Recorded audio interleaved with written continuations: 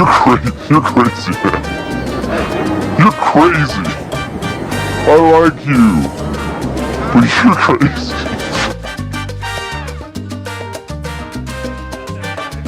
Are you sure about that?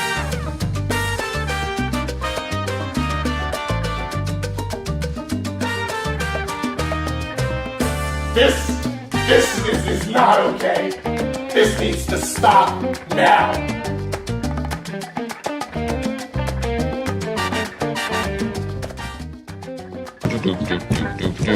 Nice work, everyone. Sharp broadcast. Really good. Everyone on the floor as well. Really a lot of hustle. I liked it.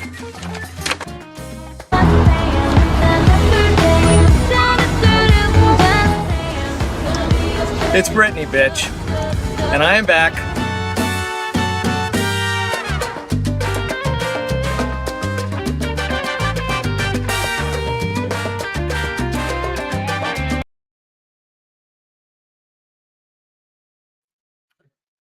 What is up, everybody? How you guys doing? It's a great Wednesday night, right? What's up, Jason? How you doing, man? Doing well, man. Doing well. Yourself? I'm doing pretty good, man. It's I already I'm already looking at my little setup over here. I don't have the second screen or the second camera like you do, but I'm liking what I am seeing here. You know, sir. Yes, sir. we're gonna taste some good stuff today, man. Absolutely. Definitely. The Wednesday night we're drinking whiskey. What more could you want? Exactly. What Whiskey Wednesday, right? We should actually term that. I don't know. Maybe somebody already has it out there. Who knows? I am not a creative person, so yeah, that wasn't my idea.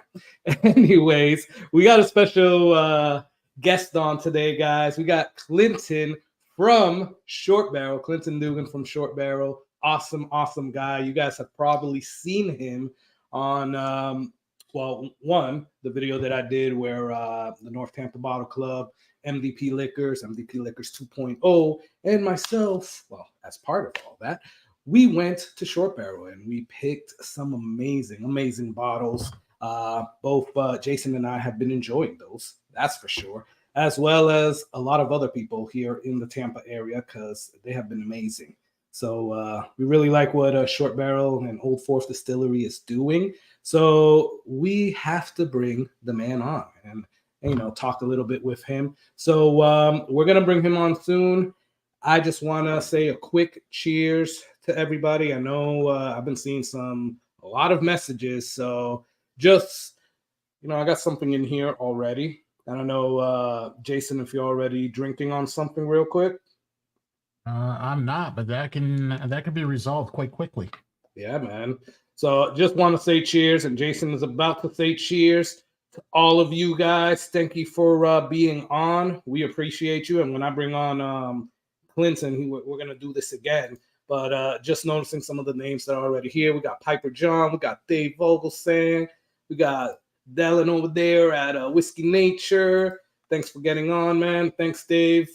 Ooh, we got Sean from Echoes in Eternity. What's up, Sean? How you doing? We got Jason. Hey, Jason. Thanks for getting on, man. Who else? We got Will over here. And cheers, guys. By the way, there's some good channels. I'm going to talk about the channels real quick, but go and follow these channels. If anybody can put their links in there, Echoes in Eternity, Whiskey Nature, Whiskey Therapy right here with Jason. Definitely. Oh, I know John's already putting some links in there, so that's awesome. Thank you, John. And we got Brian. Hey, what's up, Brian? How you doing, man? Cheers. We got to bring Brian on one of these live streams, man. That's gonna be epic, man. Matt, what's up, man? Glad to see you on. And who else we got on? We got Roger. Oh, by the way, obviously, Matt at Whiskey Wisdom. You guys got to go check out that channel as well. And great Friday live stream. So they are the Friday live stream show. That's for sure. We got Josh. What's up? Light from the patio. What's up, man? Anthony, what is up? Russ L, just trying to see if I could get through this real quick because we want to bring on Clinton. I think that's about everybody. Oh, we got Bourbon. What's up, Bourbon? Whiskey Uncensored, and I think we're done. I think that's it. Did I miss anybody? Oh yeah, Torup, what's up? Dan OB, what's up, man? How you doing? And I think that's it. All right, we're gonna stop it there. If I missed anybody, oh, Sugar Kitty, gotta get Sugar Kitty on here. Meow, man, and cheers. A little old fashioned. Damn, I said I was gonna stop it, but I keep scrolling. I don't know how to stop, Jason. I don't know how to stop. It's man. a problem. It is a problem, man. Kind of like purchasing all this whiskey, right? It's a problem. What's up, Major Zero? Guys, go check out Major Zero. All right, guys, we're going to bring on, I am going to stop scrolling because I want to bring on Clinton on here. Great guy. And yeah, he is the, oh, damn, we already got a super chat real quick. Damn, that's awesome. Who was that? Sean, you are awesome, man. And look at that. Shooting my shots, tell Clinton hey. Well, you are going to tell Clinton hey right now because we're about to bring him on, man. So here is Clinton Dugan, everybody, from Short Barrel. Hey, what's everybody. up, Clinton? How you doing, man? I'm good. I feel like I don't even need an intro anymore. I feel like after these, we've been waiting for 14 minutes. We're like, dang, I'm good. Does anybody need me to like just say anymore? I mean, I've seen all my friends in the comments. Sean's giving you $10 randomly already. I'm like, what's even happening? Man, you know, you are a popular guy, man. You brought all these people here. They're all here to see you, hear from you, and know more. Good, because they're not all texting. They're not all texting me. They're bothering you in your chat right now. So this actually works out really good for me. We can all be one, and you guys don't have to text me anymore. There you go. Yeah, they could talk to you through the chat. And then, guys, we're gonna talk to Clinton here. If he has some time at the end, we'll bring some people on. And yeah, you guys can talk to them directly, and we'll do that. But put your questions in the chat. We'll go through them if we can. Clinton, what are you drinking over there, man? I'm actually drinking the brand new El Jefe Trace that's starting to roll out into the market. I've been on a pretty big tequila kick since I blended this thing, so I'm just rolling with it tonight. And hopefully 126.6 proof makes easy to fall asleep tonight. Yeah, definitely, right? So, guys, Clinton was awesome. He was able to get me one of these barrels. Came in today. Look at that, guys. I'll single myself out actually, so that you guys can see. Fresh crack for you too, literally out of the box. Yeah, exactly. There you go. Yeah, so that's a brand new label. It's we're actually rebranding the whole entire company. If y'all are familiar with our cigar batch, you have kind of noticed that new wraparound label. We basically over the past 3 years kind of realized that not a lot of people read the back of labels. I probably could have put this whiskey is free, and probably only about 3 people would have taken me up on that. So we decided to put everything on a unilabel. Our new toaster, which we'll talk about later, has literally all the stats and facts and everything on it. But you'll notice on that El Jefe too, you know, at the end of the day, I'm still a whiskey consumer. So I want everybody to know exactly what they're drinking, where it's sourced from, really everything. So it is all laid out there for you. Other than my ratios of blending, I did not give my little bit of secrets, but you know exactly what's in that glass or your glass at all times. So super kind of proud of where we've been transparently, but I think we're even taking it to the next level and literally telling you ages. You know, we've only been under NDA one time for one of our sources, so I will be as open book as I humanly can with everything I can. Perfect, man. And I just had to single you out a little bit there because I am loving the whole background with short barrels, and you got the purple top over there. You got some cool whiskeys there, man. Yeah, so I actually collect too. So I got some crazy gold veins up there and all the other goodies over here. So it's nice. At the end of the day, it's not always just short barrel. You know, we started short barrel. We're a picking group, so you know, I've been telling the joke lately. You know, I'm not making fun of any picking groups out there. Please, I'm not calling anybody out. But before every HOA and every neighborhood had their own picking groups, we were probably one of the couple first. Adam started a picking group back in 2016, kind of walked into a store in Atlanta and here said, "Hey, who picks your barrels?"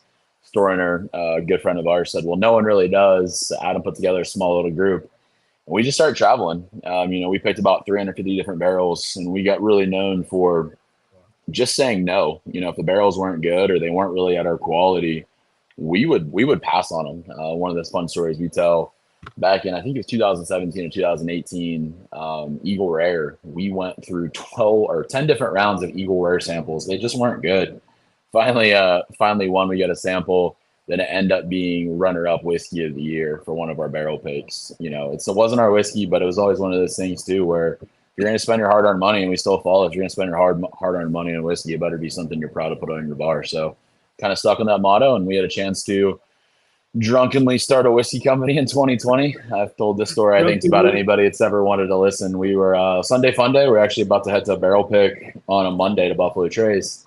We met a barrel broker in a bar on a Sunday. Couple $1,000 later, and a big bar tab, and me puking in a bathroom that evening. We started a whiskey company 2 days later, and kind of the rest was history. Started with 6 barrels of Barton High Rye, and then it's blossomed into owning another distillery here in Atlanta, multiple state distribution, and getting to have awesome conversations like this with you guys. That's awesome, man.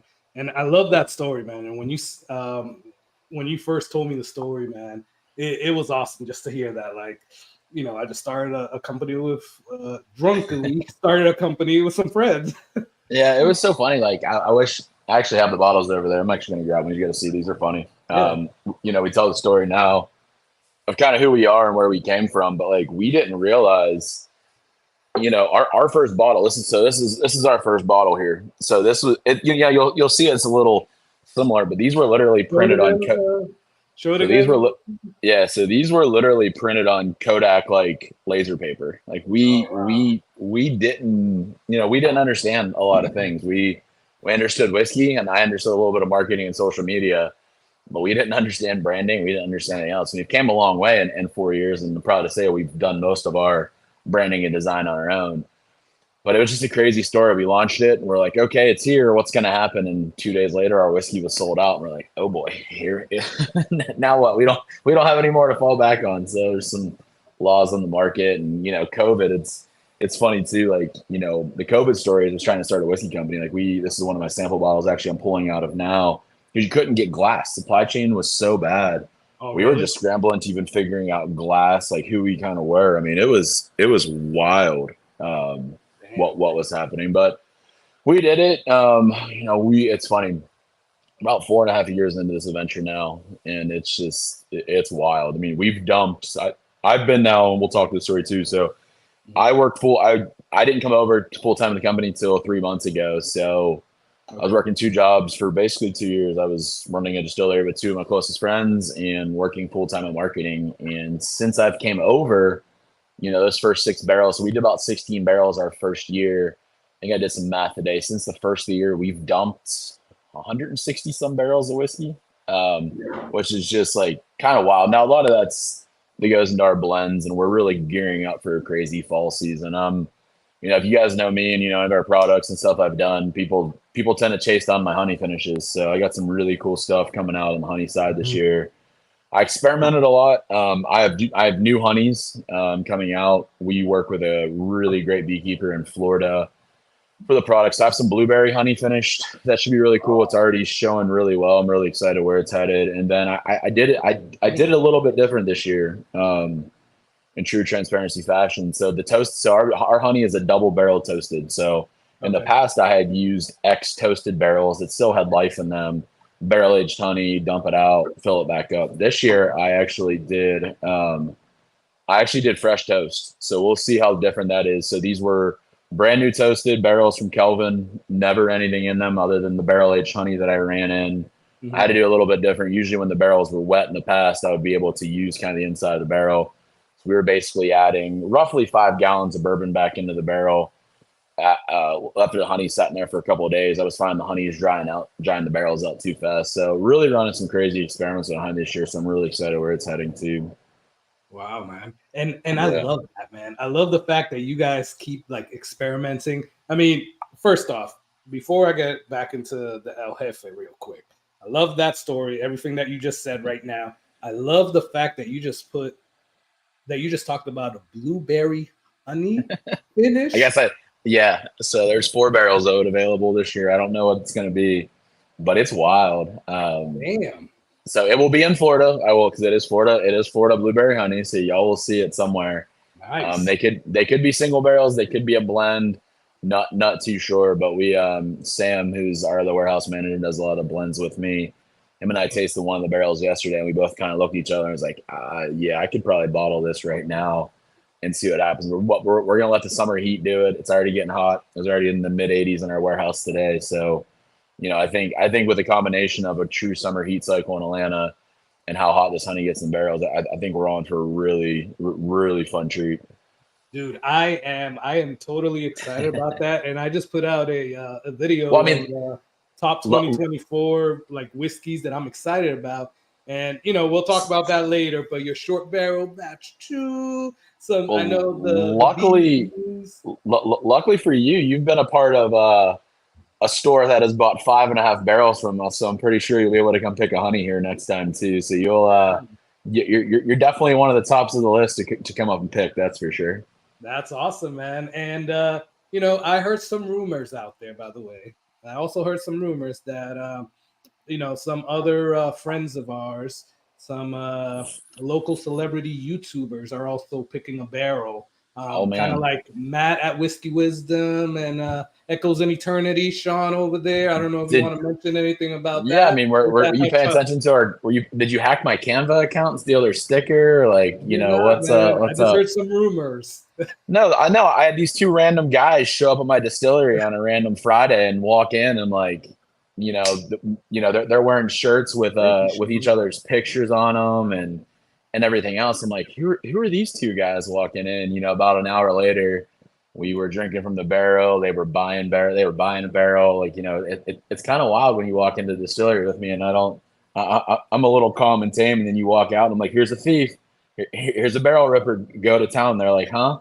So we sat there and had a lot of fun. But yeah, they just bought a almost 12-year-old MGP rye. It's going to actually bottle here next week. So you guys will probably definitely see that on their channel. But these MGP ryes have been crazy. We kind of fell into some well-aged MGP recently. We like to stick to Kentucky as a short barrel brand, but an opportunity to buy a pretty decent amount of well-aged MGP. So we have some 11-year, actually just turned 11 today, 11-year-old high rye MGP, so 60, 36.4, have those hitting the market, and then this crazy 95.5. But these 95.5s have been wild. I think I've proofed them anywhere from as low as 124, which is not very low, all the way up. We have 133 proofer right now. So we're really excited kind of where these are headed. The Whiskey Wisdom barrel is kind of right in the middle range. It's about 128 or 29 proof, but does not even drink anywhere near it. And look at that. Jason's showing his rye right there. The little rye 101. That's our most awarded product. I love that thing. It's a good bottle. Yeah. Nah, that I'm not a rye guy, but that I first tasted that at the tasting that you guys did at. What is it gonna make you to be a rye guy? I keep hearing this. I just read it again today. It's on your what is about rye? Is it Whistle Pig rye that you don't like? You don't like rye, or why don't you like rye? Tell me about it. I've just been I've been hurt by ryes before. Let me just put like college hurt ryes, or you just like like college hurt ryes, man. They hurt me. They really hurt me. No, basically there's some notes in ryes that I don't like, right? And it's notes that I don't really get in bourbon. Or other types of whiskeys that much. And mostly it's like sometimes I can do like the fresh cut grass or the mint. Sometimes I can do that, but sometimes the earthiness, the graininess, I don't like those notes. I'm gonna send you a rye that will change your mind on rye. We bought some Green River rye, but OZ Tyler rye, like to always preface it was pre-Green River. So not the current stuff they have on the market. We bought some of the early stuff, just turned 5, and it's been one of the craziest single barrels that we've been selling recently. People usually come in for a bourbon and they always leave them with a rye. It's got this crazy strawberry kind of like strawberry shortcake thing going on, as Adam said, send him an OZ rye. That makes 0 sense. Like they literally don't make sense. And they're 95.5. Like they are just the most insane ryes I've had. So I'll send you one And and you might be like, it's still not for me, but I promise all the things you just described are not in this rye. It's wild. Okay. See, here's the thing. Carlos is a closet rye guy because every time he comes over here, he tries a different rye and he goes, that's not bad. I don't like rye, but that's not too bad, Yeah. But I gotta tell you, we're Jason, converting you. We're converting you. There are some ryes that I like, right? Like Torub just said right there. And I did a review on that. The old Overholt strain is amazing. It's an amazing rye. Yes, but it's because I don't get those notes on there. That's the thing. All right. I will send you a rye that'll blow your mind, and then we'll redo this. We'll have a whole segment on ryes one day, and we'll talk about it. Hey, we can do it, man. We can definitely do that, man. I'm up for the challenge. That's awesome, man. I love that. So first off, going back to to El Jefe 3, is it so? First things first, is it El Jefe 3 that you want people to call it? El Jefe 3? Yeah, El Jefe. Yeah, Trace. Yep. Trace. Okay. Yep. Perfect. Yep. Awesome. I love that. So this is the final. We are out of American whiskey that was finished in mezcal barrels. Uh-huh. So we might, depending how this release goes. What's hard about this release for me, and I'm still blown away by how this thing's already taken off again. In Georgia, we have 2 previous batches on some shelves, not most shelves. We had 111 proof that first came out 2 years ago. It was all 100. It was 111 proof, just 100% finished in mezcal. Roughly a year. It's sweet, kind of funky, little did its thing. We took the same barrels that we laid down. We had a whole bunch of them. So we went to last year was a 2-year finish with the mezcal, but I did it a barrel proof, so 123.7. This year was the same exact stuff, but I layered in bourbon. So when we acquired Old Fourth Distillery, Old Fourth had a few barrels of also mezcal finished MGP, and they had 1 barrel of a barrel finished in Sotil, Desert Door. So I did it different. How I do my blending is probably way different than others. I kind of study the whiskey. I learn what it is. I'm not just basically, hey, here's 1 tank. We're going to take 30% of this, 40% of this, and then put it in the tank, see what happens. I basically allow things to marry in other tanks. So I let things kind of mingle in one. So I let all the bourbon mingle in one, all the American whiskey mingle in the other. Let them sit for roughly about 2 weeks. Then I start playing with the bourbon batch. So I was like, okay, how much of this do I need to add to the American whiskey to kind of really get it to where I want it to go? So this was a crazy blend for me. So I got to about 126 proof, kind of where it's at. And we just started tasting it, and I started proofing and doing some things too. And I'm just like, it's just so well rounded to me, and it has everything that I want in it.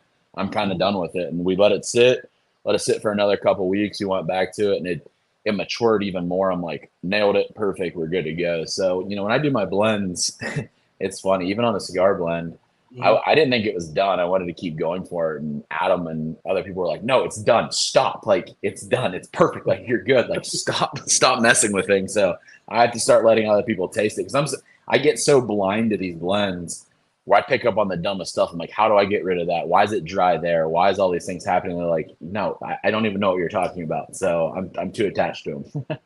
That's awesome, man. And I love that just shows your passion there, man. But it's a crazy blend. It's like, it's one of those things too.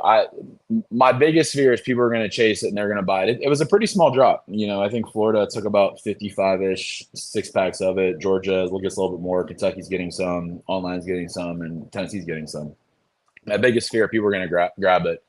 They're going to see the proof and they're like, I don't like tequila. I'm like, then why are we buying this? Because I know it's going to happen. So I'm making it very well known. If like you are going to drink a whiskey that is going to transform to every one of those flavors that's on the side of that barrel, it's going to happen on your palate. So just be ready for it.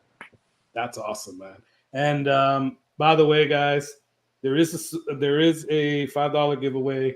Obviously, some of you are already in it. I'll get to what that's going to be in a couple of minutes, but I am going to put a word in the chat in probably 5 minutes, and you guys can start putting that hashtag, and I'll send 2 lucky winners some samples of the El Jefe 3 and the new short barrel toasted batch 2.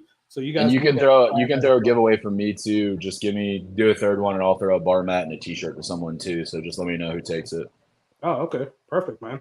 So you guys Yep. heard it there. So Clinton's also throwing in something as well. So that's awesome, guys. So I'll put that in. Well, now in like 4 minutes, we'll put that in, and we'll then pick 2 winners there. So the one thing that I have to say, and I got to come clean, man.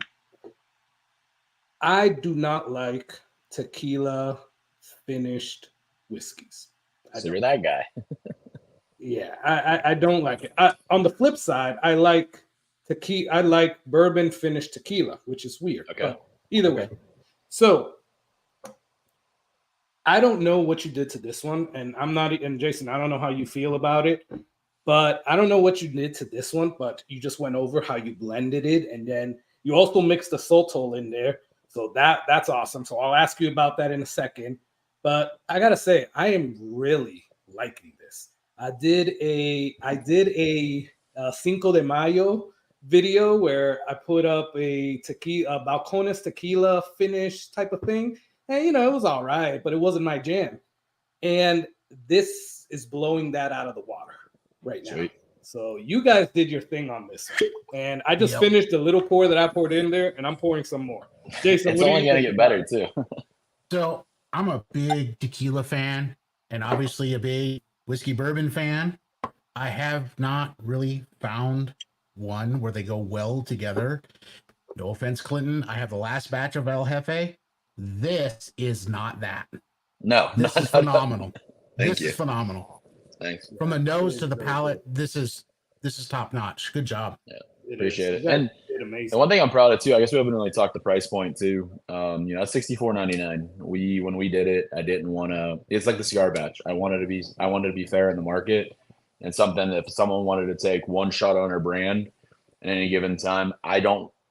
That price to me, I don't feel like I have to justify of like, hey, here's who we are, here's why you should spend. I'm like, I'm right in the market where I want to be at pricing.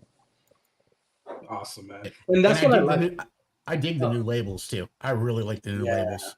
It was time to grow up. That was the big thing. It's one of the biggest challenges I had is, and it really started from customer feedback too. We listened to a lot of liquor stores and we go in a lot of different places, and it was kind of label salad. I love our labels. I still think our honey is really good. This year's honey label is going to be insane. I've already worked on it, but it was just time to grow up. One thing that I found when we went into stores, if our labels ever got turned sideways, you had no idea what they were. There was a lot of different things. So I started studying some labels, and it was really the cigar batch that got it going. And I wanted a label that looked like a cigar. And everybody saw it, and they're like, why can't we just do this for the rest and just kind of pivot off of that and everything else? And I said, as long as our core product, which you can hold up the new toasted, I don't have it right now, but as long as it doesn't scream like another cigar batch, I'll go for it. And we worked with our designer, and I sketched it out, and she nailed it again on the wraparound. So we're going with it. But it's just, like I said, it was just time to grow up. 4-year-old company, they look kind of fighting for shelf space. Yeah, appreciate it. Yeah, and you're right. This kind of does look like a cigar, like the label on the cigar. That is pretty cool. Yeah, it was, but it's cool. So we'll kind of morph. I'm not. The new single barrel labels that came out, I think I'm probably the most proud of. You guys, I'm purposely not putting those on social media right now. I want stores and groups to be able to show those off here soon. But it's cool. It was a really cool project for me. I have a marketing background, so even like our design, we have talked to designers, we've talked to other people to go out and do a proper label. Nowadays, you're probably looking at $20,000, looking at glass and label costs and everything else. So we don't have that type of money. I'd love to have a full branding expert come and say it there, but a little bit of design I do know. I have a website background. I was like, we'll roll, and it's paying off. So thank you, appreciate it. Shout out too. I see Patrick's on too, so that's awesome. You got everybody on here. I think I saw Adam on there too. So nice. Thanks, Patrick. Thanks for getting on. Hey, what's up, Tater Dawn? How you doing, man? So real quick, now that you are talking about the cigar blend, the cigar batch, sorry. So that is the giveaway down there, guys. The $5. It's basically you're gonna get this cigar humidor that I have here. You're gonna get a cigar humidor. I am going to send you a sample of 3 of the best cigar blends, cigar batches that I've tasted. We're gonna get this nice little cigar humidor. You are going to get a sample of the Joseph Magna cigar blend. Good. Sample of the Rye 3 cigar batch. That one's good. I actually And had that one one the is other good. day. I was impressed. Yeah. Obviously, you're gonna get a sample of that short barrel cigar blend, and we're gonna throw in a sample also of the El Jefe and of the new toasted batch, toasted barrel batch 2. So you're gonna get all that for the $5 giveaway. So I'm really loving that that El Jefe, man, but I know we're kind of going with the time. We're good. If you guys are ready, Keep rolling. We're all right. I'm good. yeah. Okay. Well, do you guys want to jump over to the toasted now? Let's do it, because I would actually love to talk let's do about the it. toasted, kind of where it's headed All right. to. Cool. We're gonna do So that. you've had our past batches of toasted. They were, you know, Oh yeah. we don't over toast. We like to let the toast kind of accent the bourbon, not necessarily take over the bourbon. I'm not a fan of the ones that are way too toasty, taste like burnt marshmallow, and have a lot of that kind of going through too. So there's the new label. Woo! Nice. Yeah, we're really proud of this side. It's more of that than I'm proud of anything, because again, you even know down to what type of finishing barrel you're in, like everything along those lines. So we everything's Kelvin on our side, but this was the first true batch that was done inside of our warehouse in Atlanta. We had always filled toasted off site. We had filled them in Kentucky. We had filled them in another place here in Atlanta. But this is the first batch that was actually 100% done by me and my team, 100% in our warehouse, filled in our warehouse, aged in our warehouse, blended in our warehouse, and everything done here in Atlanta. So it was the longest toast in 6 months. It probably, if it would have hit a heat cycle, I probably would have pulled it at about 4, but it really kind of didn't really catch it. We put it in about August last year, so it kind of went into a heat cycle, but didn't really allow itself to kind of do much interaction with the barrel. So I need a little bit longer, and it unlocked. Like, I think for where it toasted where I want it to be, the toastiness is there, but it finally picked up a little bit more fruity notes to it, a little bit of other thing too. And at 94 proof, the biggest feedback we had is like, I just love cask strength. I wish a little bit more proof. We made it for an everyday drinker, but I think at 94 proof, what we're able to do, it finally caught that little bit of lingeringness that people were kind of missing from before. And I think that just has to do with the barrel interaction of 100% sitting inside of a warehouse, kind of cooking in kind of Atlanta. I'm really proud of where this thing is headed, and where our toasted program is finally getting to where it needs to go. Yeah. So I gotta tell you, this smells phenomenal, man. This smells very, very good. What char you use on the barrel for this one, Clinton? It's 4. It's 4. Number 4. Okay. Yeah. Yeah, this is good. Cheers. Yeah. Really, really excited about where these are headed. We're experimenting with some new oak too. So we got some toasted new oak, heavy char. We're going to look at all of that and really kind of run those experiments this summer too. But I can duplicate that, which I'm the most excited about more than anything. And we're getting crazy feedback in other states too. We just launched in Kentucky, and we get feedback from a distributor up there. It's like, oh yeah, stores are tasting it without knowing MSRP, and they're like, oh great, another pretty decent $120 bourbon. Oh great, here's another one. They're like, no, and Kentucky's a little bit higher because of taxes. They're like, no, it's $64.99. Stores are like, huh? And wait a minute, it's actually approachable. It's Kentucky has a decent age of around 5 right now, and it's not $110. All right, we'll bring it in. So it's been really cool. We sold out Party Source within a couple of days, which was super cool for me to hear. People were like DMing me and texting me. They're like, oh, look what I see. And it's gone now. So it was super cool. And that's awesome, man. And that's the good thing. And I was going to say that earlier. Sorry if you guys hear a little bit of water. I guess my son's taking a shower. Either way, if you guys can't hear that, then great. If you guys can, then I'm sorry. At least he's showering. It's all good. Yeah, exactly. We lost you, Clinton. Yeah, I'm coming back. Sorry. Okay, cool. No worries. So that's what I love about this, man, that you guys, and we just had this conversation. Oh, we always have this conversation, Jason, about the price of whiskey, right? The price of whiskey has gone up tremendously.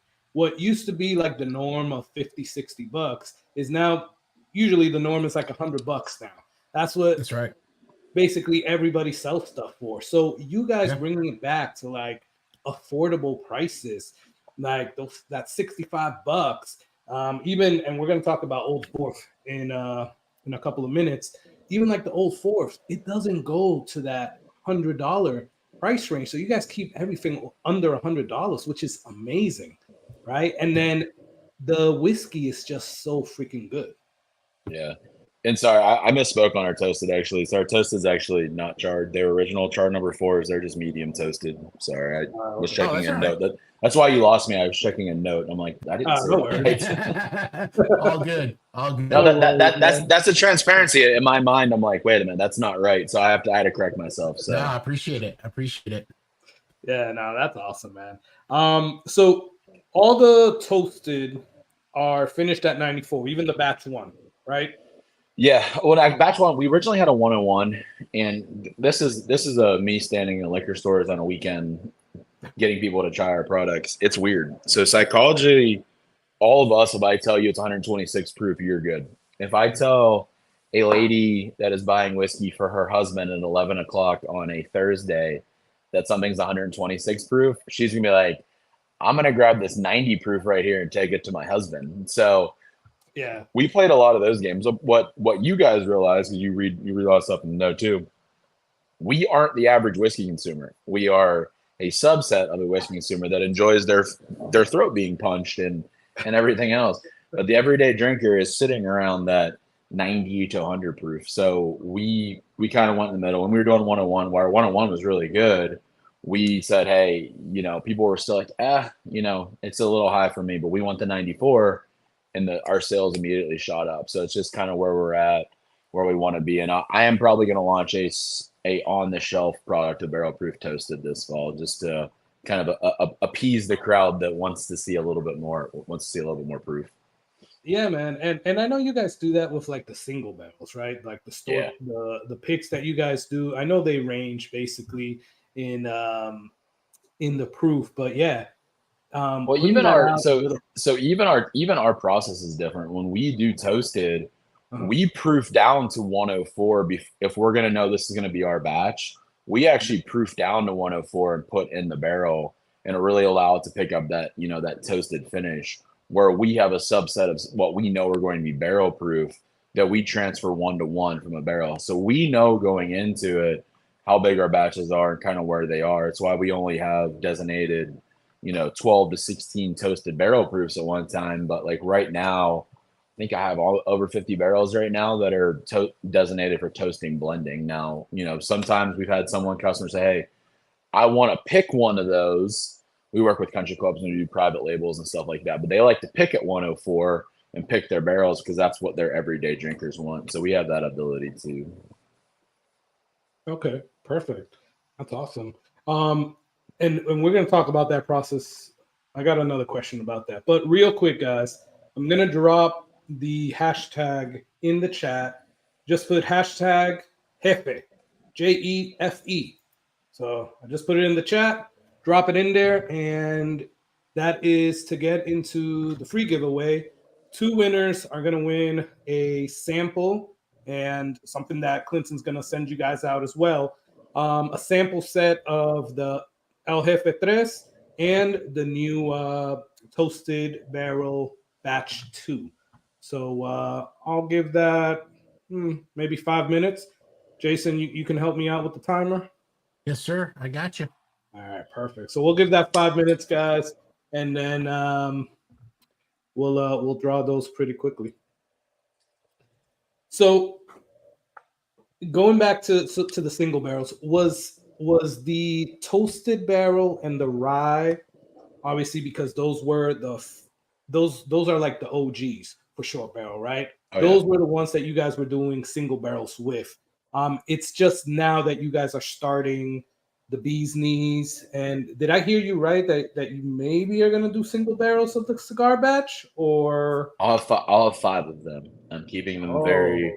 that's They're awesome. very going to be very limited. I never even considered doing it. We have a lot of support from other stores and other stuff too, and they're like, what do I need to do? I was like, you don't need to do anything. Jabba just keeps supporting us, and we'll kind of go there. So I've worked on a few different things. They are true blends of mine. So they are all going to be very unique. They're the same base, but there are different things that I've worked on. I'm going to basically have 5 barrels sitting there, and they might suck, and I might not release them. That's why I'm saying there potentially could be up to 5, and they might just go back in the batch. I'm not sure. That's why I'm not promising a store anything right now or groups or anything. They'll be available if they're good, and we'll have that conversation. But I'm going to do the toast a little bit different, or the cigar batch a little bit different this summer. We're gonna let it. We have some pretty well used ex cognac barrels, the big puncheons. I'm actually gonna put it in two of those this summer. They're well used, so we're probably not gonna pick up any cognac influence. There's already cognac in it, but I'm gonna let them age in those barrels this summer rather than sitting in steel. I'll test them about every 2 weeks to make sure they're not getting too funky, and if they are, I'll put them in tank. But I want the barrel interaction to happen this summer. No, that's awesome. That's why I didn't. People are like, well, can't you just do another batch? You have the whiskey. I'm like, I could do it, but I didn't want to rush it out. I didn't want it to basically be cigar batch, El Jefe cigar batch, and all of a sudden it's like, it's too much. And I want to play with it. Short barrel in Indiana. You can be on our website. I can ship you the core products all the time. We ship to 47 states. That's all I can get you in Indiana right now. I just wanted it to do. I wanted to do its thing. Like I said, I'll taste it and we'll go. And, cigar batch is one of those weird things too, where I knew it was good and I knew it was probably going to be popular. I didn't know it was going to take off like it did, but it was a cool unison. We haven't really talked about Old Forest, so I'll kind of lead into that. This was the first time. So we acquired Old Forest Distillery. I have the hat right here. So if you know anything about Atlanta history, Old Forest was Atlanta's first distillery since Prohibition. It was established in 2014. They kind of wrote all the laws and everything that allowed to be a legal distillery within the Atlanta city limits. 13th Colony was before them. A few other had popped up, but this was the first inside of Atlanta city limits. A couple years ago, we were sitting in Adam's office. We were like, okay, what's next? It was a Sunday, and we're like, we get an email from a friend or text from a friend. Like, hey, check your email. There's a distillery for sale. They have some great whiskey. And we're like, oh crap, that's Old Forest. So we joked around like, we should buy it, joking because it's just 3 of us. And we're like, how are we going to buy a distillery? End up just, figuring it out on our end and end up acquiring Old Forest. So we acquired roughly 1,000 barrels of whiskey and all the other IPs and everything to go into that. What was really cool is Old Forest laid down a bunch of finishing barrels. So we had crazy cognac, Armagnac, PX Sherry, Maple, all the other stuff that you've seen and tried. But we struggled, struggle as a small business. We had all these great killer finishing barrels, but they're completely full. They're 5 and 6-year-old MGP. Stores are tasting them. They're like, wait a minute, there's 30 to 46 packs in here. Stores have changed. Mm-hmm. Selling a $90 bottle is a little bit harder nowadays. So I went to Adam and Patrick. I'm like, hey, I have these barrels. They've been sitting basically in used finish barrels for 2 years now. They're at their peak or they're nearly done. Let me just blend them. Let me just combine American whiskey with bourbon and see what happens. And that's what happened. And that's what just happened with El Jefe. So, I'm fortunate enough that I still have a lot of these barrels to play with. That's why I could scale this and take it, but I'm purposely keeping these small because I want to keep these going and I want people to enjoy them. That's all this was. It was kind of a best mistake ever that stores that want to take on that much inventory, and I had barrels and I just blended them. That's awesome, man. So wait a minute. So did you guys already know Old Forest? Is that like? So it's crazy. So yeah, so know Old Forest really well. Okay. It's funny, as a picking group, I actually have the samples. They're back there. I did barrel number 3 ever of Old Forest single barrels. So I picked it with the store. So knew all about them. When we launched Short Barrel, we're like, hey, they're Atlanta whiskey. It's 100%, it's MGP, but 100% aged in Atlanta. Whatever, they're cool. They got a cool story, cool brand, but never really thought we would acquire them. And it happened, and we've kept it going. We've made the products a lot better. We have clear spirits too, so we have vodka and gin on that side. About to launch another product called Lawn Dart, but it was cool. They had some issues. Part of the bottle and bond program was all single barrels when they started, so they had some really cool barrels, but they didn't have consistency. So you could walk into a liquor store and have an awesome single barrel bottle and bond. You go to liquor store XYZ next to you, and it could be a completely different barrel. So there was no consistency. So that's one of the first things we changed. Is we basically started doing small batch blends for Old Fourth. Just submitted our first blend to New York Spirits competition. So a true blend, as true as a bib, 100% aged in Atlanta. We just won gold for one of our blends. So super excited where that brand's going.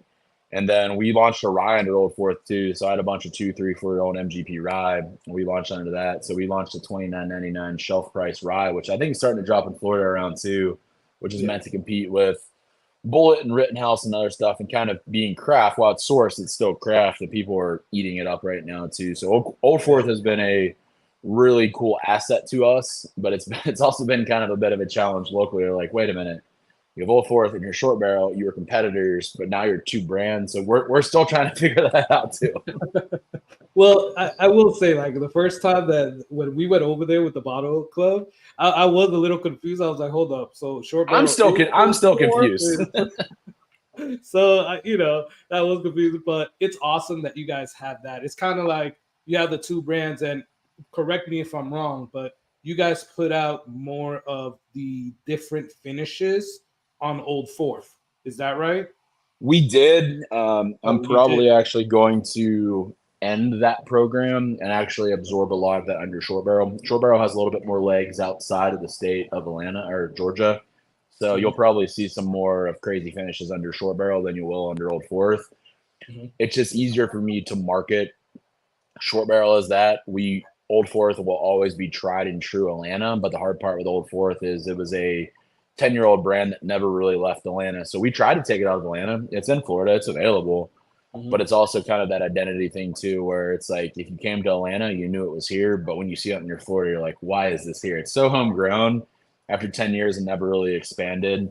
So we're going to let it do its thing. We'll follow short barrel organically, but we're not going to try to push it as much as we do short barrel. Okay. No, I like Fourth though. Let me just say this, little endorsement. You covered it, but a little extra endorsement. So when I first met you at the short barrel tasting we did at MDP, I had to try the Old Fourth rye, the $29.99 one. Yeah. For anybody that likes rye, I'm here to tell you that is one of the best daily sippers at that price in a rye that you're going to find. It was phenomenal. I was blown away with that. Yeah, we're very fortunate that we're here. Thank you. We're hearing that a lot too, and like it's been cool. Like a lot of dudes that buy it and they're like, hey, we usually I'm drinking Bullet, Rittenhouse, and everything else, and I'm not just saying because you're local and everything else, and I know you. It's like it's just become my daily. It's so easy. The price is right there, and you tell me exactly what it is, but it doesn't. The cool part about rye is you can have a really killer 2-year, 3-year-old rye that's really good. Really, a 2-3-year-old bourbon, you're not going to really enjoy as much as you will with a younger rye. So we just kind of fortunate. These ryes were 100% aged in Atlanta, filled in Atlanta. So picked up a lot of that too, and we're really excited where that's headed. It's been a very big surprise of how well that launch has done, or that product has done for us so far. It's awesome. And this, I heard you say earlier. Well, first off, let me just call out Matt at Whiskey Wisdom. Thank you so much, man. So guys, Matt's gonna throw in a flight of 2-ounce sample cigar batch, Bee's Knees, and Beekeeper. We're going to do that. We're going to put that into the $5 giveaway. That's going to be, so now there's 2 prizes, and I might throw in a third one.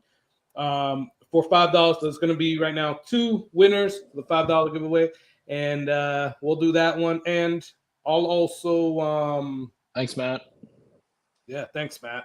And did the timer go off, Jason? I was like, hold up. About 5 minutes ago, yeah. Oh, okay. Because I'm like, hold on. It's me. It's me. You guys put some whiskey in me, and I just start talking. So it's on me. You're good. It's all good. All good. Hey, let's just do this real quick. But while we put this on, Clinton, I'm going to ask you a question.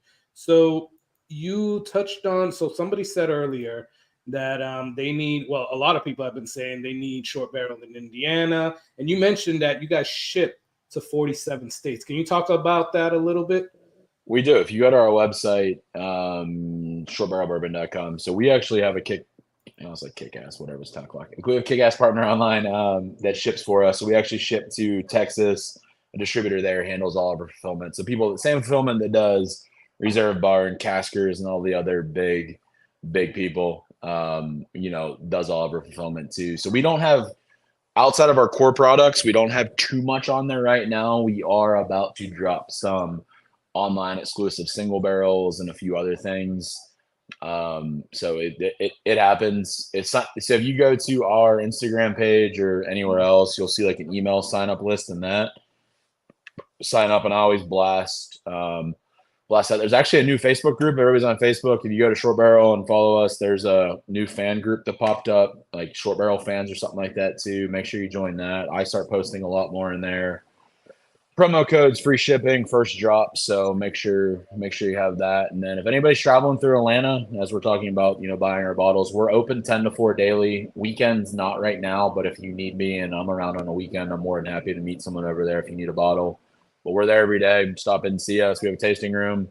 Get to try different things. Pretty much anything that I talk about is always open in our tasting bar. You can try it, and it's usually available for anybody to purchase. And yeah, you guys that is definitely a stop that you guys need to do when you go to Atlanta.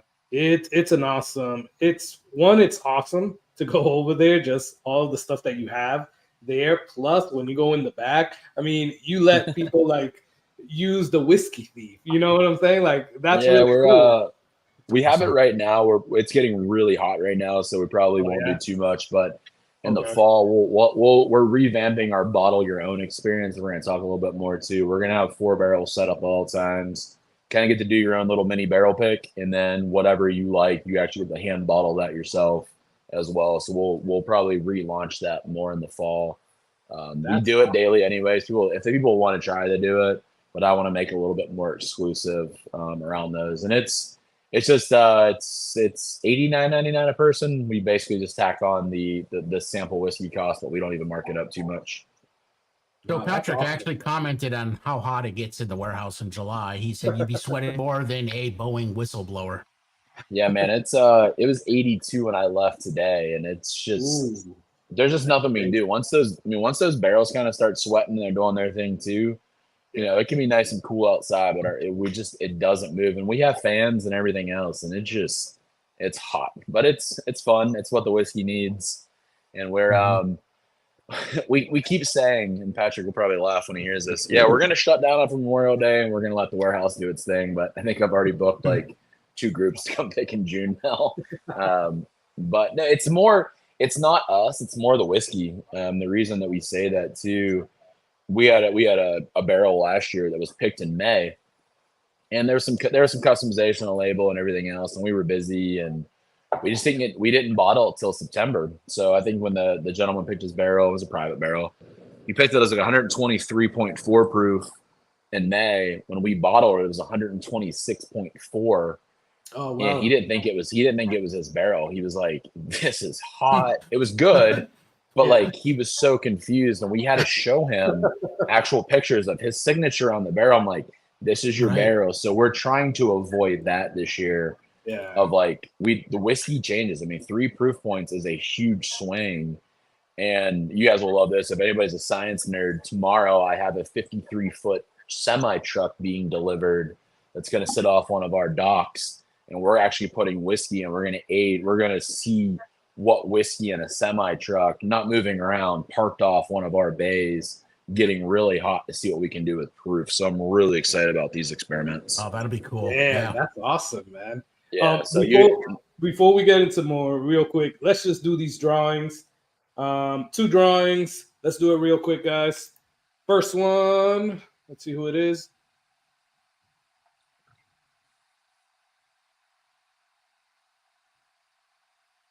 Oh, it was win your own thing. Oh, wig. All right, so let's do that again.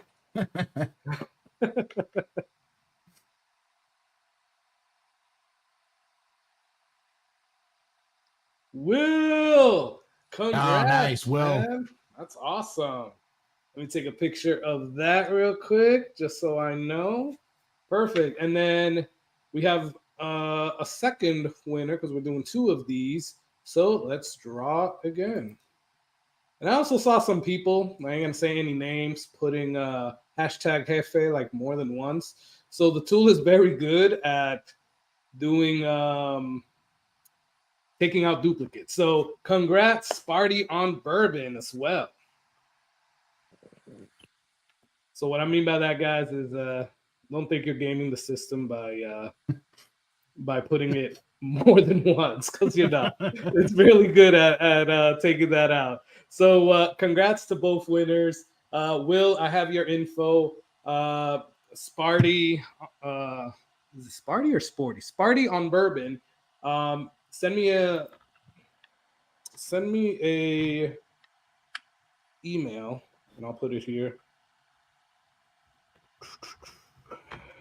with your information, and then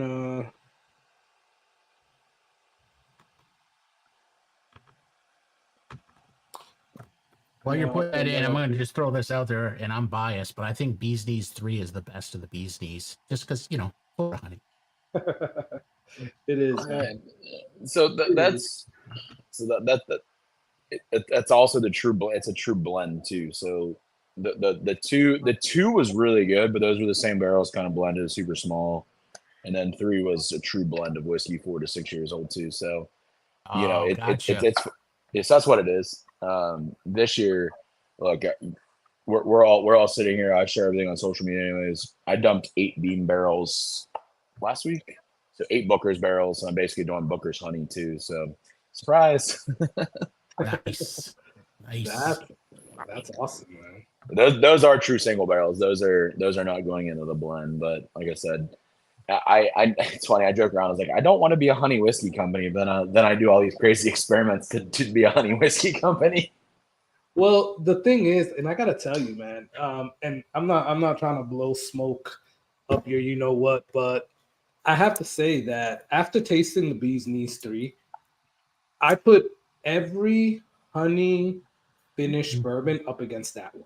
That is like the epitome. So like, I've talked to numerous master blenders and people that are doing it and everything else. I'm one of the only people that I know that actually barrel ages honey first and then dumps the honey out of the barrel versus, and I'm not naming names or anything else. I know everybody does it. They're just dumping honey in a barrel and letting it get hot and then filtering the honey out. Like, I know how others do it. So that's the way we did it the first year. The first year was kind of a mess. It happens. We learn. But I let that honey in the barrel interact. Like, there's purposely why I don't have anything available right now. It takes me 9 months to a year to really let everything happen. I take the time. But I take the time also where I'm just sitting there with tons of empty barrels that just have honey in them for 45 to 60 days, because that's what, to do this correctly, you really need. You need the barrel and the honey to interact. But then you also just need to take the honey out. Why people love ours so much is it is a bourbon forward honey, not a honey forward bourbon. Like, that's what we get all the time too. So I've learned a lot since last year, and I think this year is going to get even better. But the key is, and I won't hide anything. I've told everybody that's ever asked me, I'm like, let barrel age your honey first. You don't need a lot. What people realize, everybody thinks I'm filling my 53-gallon barrels with honey. I'm doing a gallon or 2 per barrel. But I'm rotating them. So I'm letting the kind of coat, then I dump them out. And it's interesting. Well, I dumped them today, but when I dump that solid honey into a whiskey barrel, when it comes out, it's like bourbon. It's liquid. Like, it is true liquid honey because it's had so much interactions with inside that barrel. And I don't know if this one will show it, but I will say I have never seen this on a honey barrel. I don't know if the camera's going to do it. It's there, yeah. But that, you could definitely see the freaking honey in there. It's like thick. Yeah, it pulls out of that wood. It pulls. Yeah, there it is, right there. Yeah, and we don't know. But what people are like, oh, you're just people they have said, well, you're probably just dumping it too. I'm like, no, there's barrel char in there. Like, I'm not just dumping honey in it. Like, I promise you, that's why I'm so, if you like, I will give the honey away. Like, we work with chefs and people like mixologists and everything else. If I did that and left 2 to 3 gallons of honey per barrel, trust me, you would taste it. Yeah. And by the way, somebody just said it here. This is the pick that you guys do. Oh, with, Winthrop. Winthrop Wintrop's Liquor. crazy. So Morgan and I have become like really close. You know, he's probably one of our biggest fans, but that is our oldest and longest finish ever. That's a year. I mean, it is crazy what that barrel did, and I was really excited when that launched and everything else. I have one that's over a year right now that I'll probably do something with. But it's crazy. But you just like, you know, if anybody's listening out there, re-listens to this thing, and you're a blender or want to do some stuff too, people love it. Don't rush your honey. I'm telling you, just suck it up. Let it grind out for 9 months here. You'll have a much better product. Yeah, definitely, man. I just love it. Like, I haven't tasted a honey finished bourbon like you guys have. Right. Yeah. Like I said, every other honey one, anything honey that I get, I put it up against that. And I think this is like my third bottle of it. So they've all been different. I bought one from you guys, and I wanted to ask about that. So I bought one from you guys when we went up there, and you told me that thing is like really freaking thick at the bottom. You told me that was one of the ones that was finished a little bit longer as well. Was it a single barrel or was it a blend? It's a single barrel, I believe. Okay. It was one of the single barrels. I have it in the closet over here, so I got to pull it out. Probably, if we were selling it, it's probably either going to be Red Hot Liquors in Cleveland, Tennessee, or Polar Spirits down in Savannah. So those were a little bit honey heavier, but in a good way. So it's probably one of those. Yeah. Nah, it really looks thick, man. And sometimes thick's good. Yeah, exactly. I went to that to the Michael Scott, like that's what she said right there when I said that. But either way, the honey's been really cool for us as a brand too. You know, there's a lot of people that say, "Hey, I picked up your honey, and I do some other stuff too." But it's interesting; those conversations lean into. I've been staring at your toasted on the shelf, or I've stared at your rye, but I took a chance on those because of how good the honey was. So it's been wild. Yeah.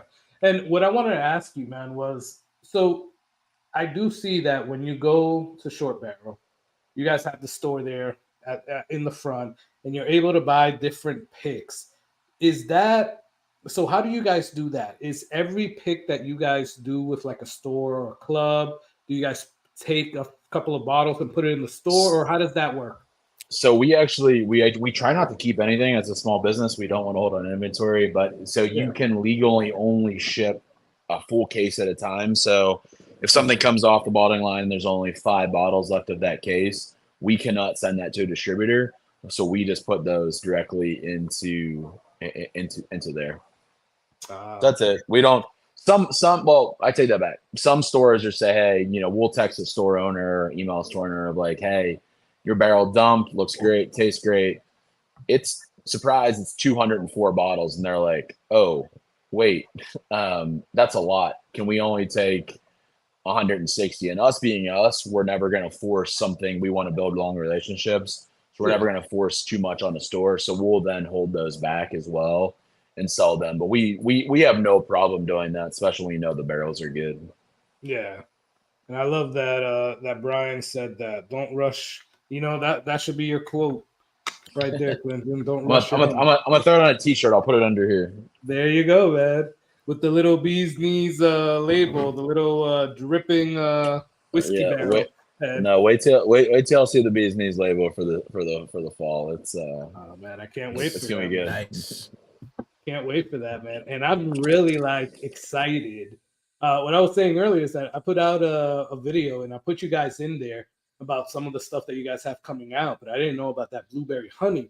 That would have surely made it on that video because that has me excited right now, man. Yeah, that's gonna be That's gonna be one of those weird ones too. Like, so there's 4 barrels, so you're probably looking, if my math's correct, you're probably gonna get 100. If I blend it, you probably get 126 packs out of that. So not a lot, but we'll see. We'll see what happens. You never know where these things show up. Yeah. So I want to open it up. If you're cool with that, do you have a couple I'm of good. minutes still? I'm good. Closer? I think Adam and Patrick are still on here, so I think we're good. There you go, man. I'm gonna open it up. If anybody wants to come on, talk to Clinton, you guys can come on. I'll put the link there in the chat. So do that. Now, going back to you said about the shipping, right? And I know you guys are working on distribution. Is there any like headway with that? Because right now, where are you guys? Where can a person actually purchase? Georgia, Tennessee, Kentucky, and Florida for right now. There are more states in discussion. Our biggest look, we get hit up by distributors. I think I shake them off every couple of days. It's not that I don't want to expand. I want to be able to control the whiskey and not put out a subpar product because I rush it. So we've purposely slowed our growth in terms of like, there'll probably be 5 or 6 states by this year, but with having the online thing, it's key for us.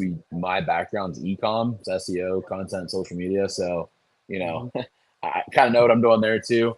But it's been big for us. Trust us. We want to be in all states. We would love to do it. The hard part is, you've seen me come sell our brand in Florida and everything else. I can only be so many places at one time. Patrick can only be so many people at one time. So can Adam. And when we kick off a state, we want to be there. We don't want to be, I have tons of respect. Pablo from Rare Character, the Penelope guys, these guys that went out, and Pablo is doing it probably right now, sitting somewhere in a restaurant selling barrels. But these guys are they're out there grinding, and we want to be able to do that too. I just don't want to go sit in 15 states and be like, ta-da, here's our product. I want to have a relationship with stores like, Kevin and, Kevin from MDP and all these other guys too, Frankie from, over in Orlando. Mm-hmm. These guys have became friends of mine. So I want to have those relationships, and I never want to get to we're so big where I feel like I'm shaking those guys off that took early chances on us. And that's just who we are. We'll always be that way. Yeah. And I love that, man. It's all about building that relationship. So cheers, Mr. Jiggs. North Tampa Bottle Club is in the house. What's up, y'all? Thanks for but we are so one thing I'm working on to get back to that too, we're putting a bottle locator on our website. So like people in Indiana, if you're close to Kentucky, Kentucky's been killer for us so far. So if you're ever in Kentucky, you actually know where short barrel products have been delivered. So at least you can see if they're there. Okay. I know it's a little bit more limited distribution, but for those that need to find it too, I mean, you guys do sell through Sealbox too, right? Sealbox has some products. They actually have some, I need to do a better job of promoting it. Sealbox has some killer finished stuff right now. They have cognac, rum. What else did they take? They took a few bottles from the Old Forest side. They're all really good too. Sealbox has been one. They've been great for us, and then just our own online right now too. Awesome. Yeah, that's awesome, man. So I was told to talk about or to have you focus on Texas distribution. So luckily our distributor in Florida is also one of the largest in Texas. Those conversations are happening. Personally, Texas scares the shit out of me because of how I think Florida drinks a lot. Texas is about 10x, so I have to be ready. So I've scaled our side to grow with Texas, but those barrels have to mature a little bit more. Yeah. Okay. And when people, so I got on your website, right? This was like even before we went over there. And I saw that it actually shipped, or maybe I read that wrong. It actually shipped from a liquor store in Texas. It ships from Longhorn out of Texas. So they handle all. So it's the same way distribution works. If I ship it to Greenlight in Florida, they can basically then it becomes their product. The same thing that happens in Texas. It legally becomes their product, and they do all the fulfillment for us. Okay. Understood. All right. Oh, we got Dave on. What's up, Dave? What's coming up? on? Hey, what's up, Dave? How you doing, man? Oh, it's gonna get stirred up now. Got some.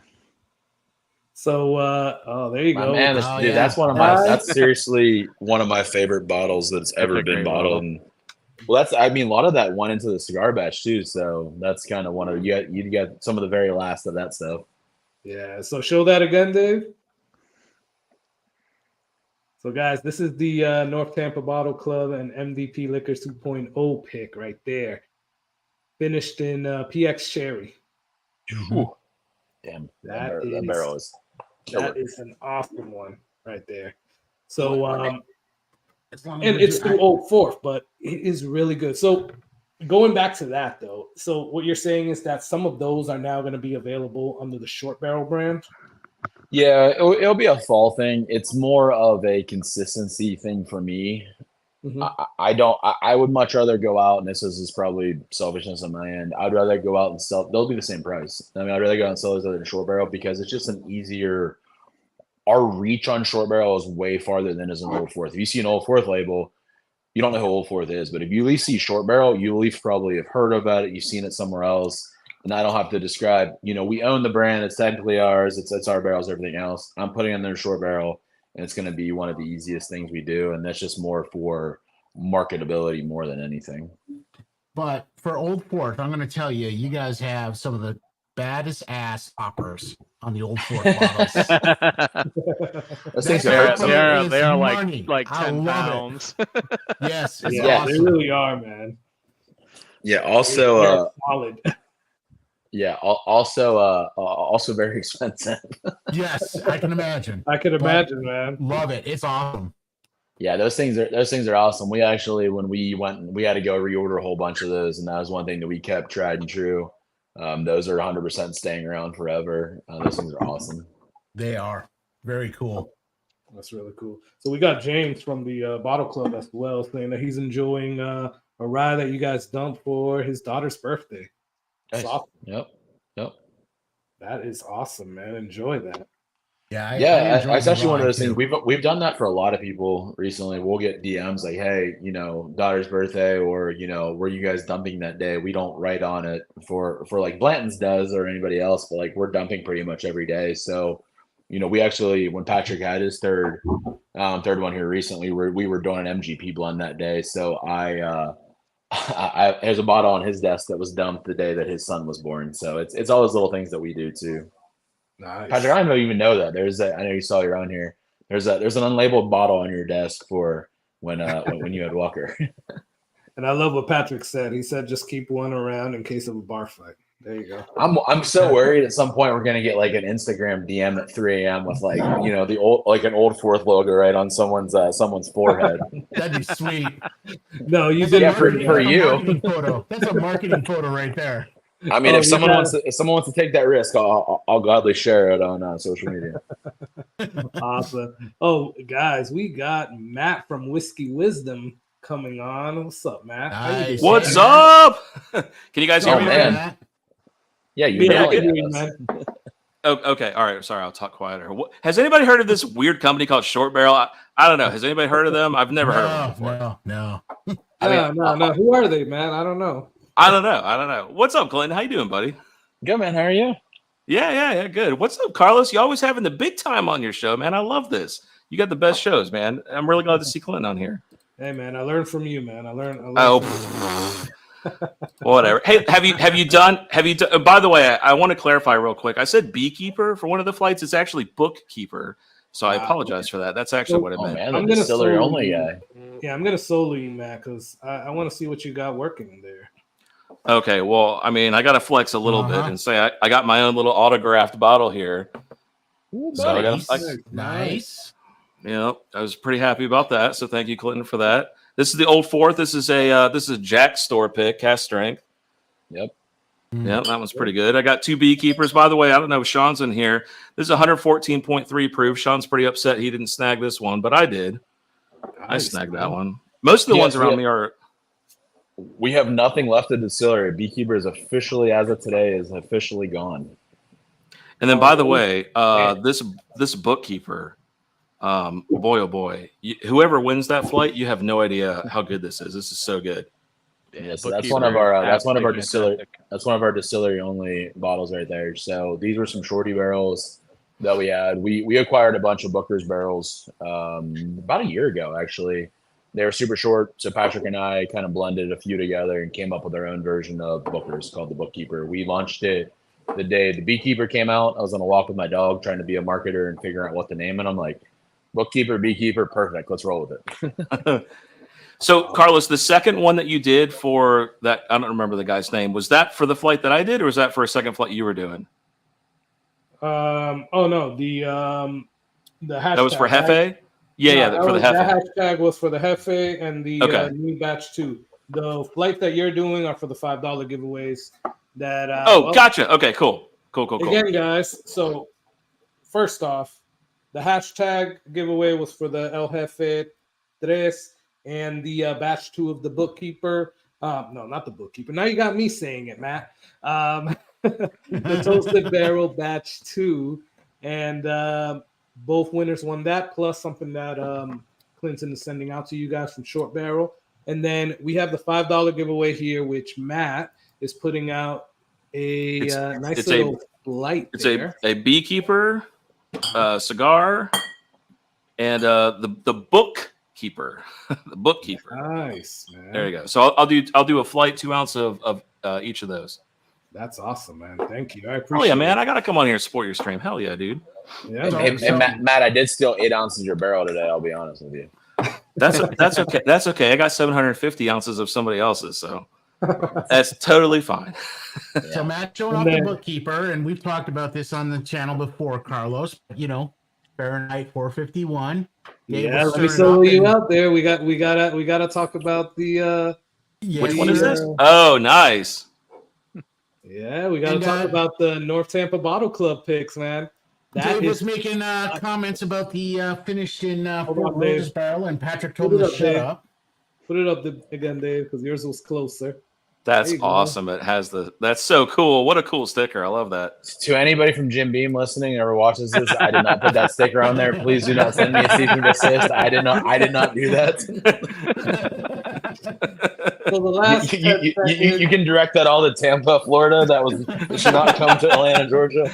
The last 10 seconds, nobody saw it. No, not a thing. No, those are all over. I'm not worried about it. But it was when it leaves our warehouse, that is all on you. There you go. Control. So, guys, the $5, the other giveaway for the chat, the $5 giveaway is you get a cigar humidor, and you get the El Jefe and the Toasted Barrel Batch 2. Plus, you're going to get, along with this, a flight pack of some cigar batches. So you got the Joseph Magnus cigar blend. You got the Rye 3 cigar batch, I think is what they call it. No, cigar series. Cigar series, yeah. And then you obviously got the Short Barrel cigar batch. So you know what? you're get all of that. Carlos, let's add one more sample to that. Let's put a Old Elk cigar cut in there too. Oh, fun fact for anybody that doesn't. Major Zero. Hold on 1 second, Clinton. I'm just gonna bring on Adam at Major Zero. Hey, what's up, Adam? How you doing? What's up, Adam? What's up, man? Can you hear me okay? Yes, sir. Nice to have you on, man. Nice. So now you can't say I've not been on one of your lives. So I was. Now I can't say that, man. Thank you. Damn. Adam, are you in your storm shelter? It was pretty shitty there earlier. It's coming our way. It's coming from the opposite direction. So I can't be on for long. My wife is already like, "Where are you going?" I was like, "I gotta go do something." She's like, so I came out of the storm shelter. I ran into here. Yeah, you're like, I gotta go protect the bourbon. Gotta make sure everything's feng shuied in there just right. So Clinton, sorry about that, man. What were you saying? No, I was just saying, like, everybody's throwing all these different cigar terms out. So if you ever want to get nerdy on whiskey, just go search trademarks. A lot of people have trademarks. You have to watch what you start naming your stuff nowadays. Yeah, basically. So it's funny though, because I guess in your terms though, what is a cigar blended, cigar batched whiskey, right? Because you just said so many people throw so many terms around, and that also includes so many people throw so many things into it. I think Starlight has added Amberana. Sorry, Jason.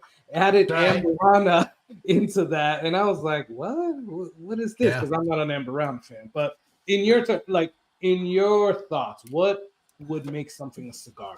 or cigar? something that is meant to pair well with a cigar. And one thing that I learned early on, so I went to one of the early Magnus releases. Like I think it came in Atlanta. It was like batch 5 or 6 or something like that too. Oh wow! And at the time, their rep said this was blended and paired to basically when you drinking a higher proof and you're smoking a cigar, it's meant to hide the proof. So that's kind of why these cigar batches are when you're having a cigar and you have some bourbon that's high proof, your mouth is already doing crazy things anyway. So it actually numbs the proof of what a cigar batch is. I like that. But it's so I mean, I've seen them now thrown around where it's just whiskey finish and amber on a cask. I'm like, that's interesting because I don't understand it, but you know, it is what it is. But I think it's a very subjective term.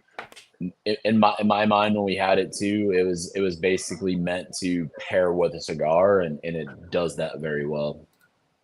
Yeah, and it's true, man. It's something that pairs well with the cigar, and I get it. Like people want to experiment differently, and I love what you guys did because I haven't seen too many with adding like, one rum and then tawny port casks. Yep. Right. I got this in the glass right now.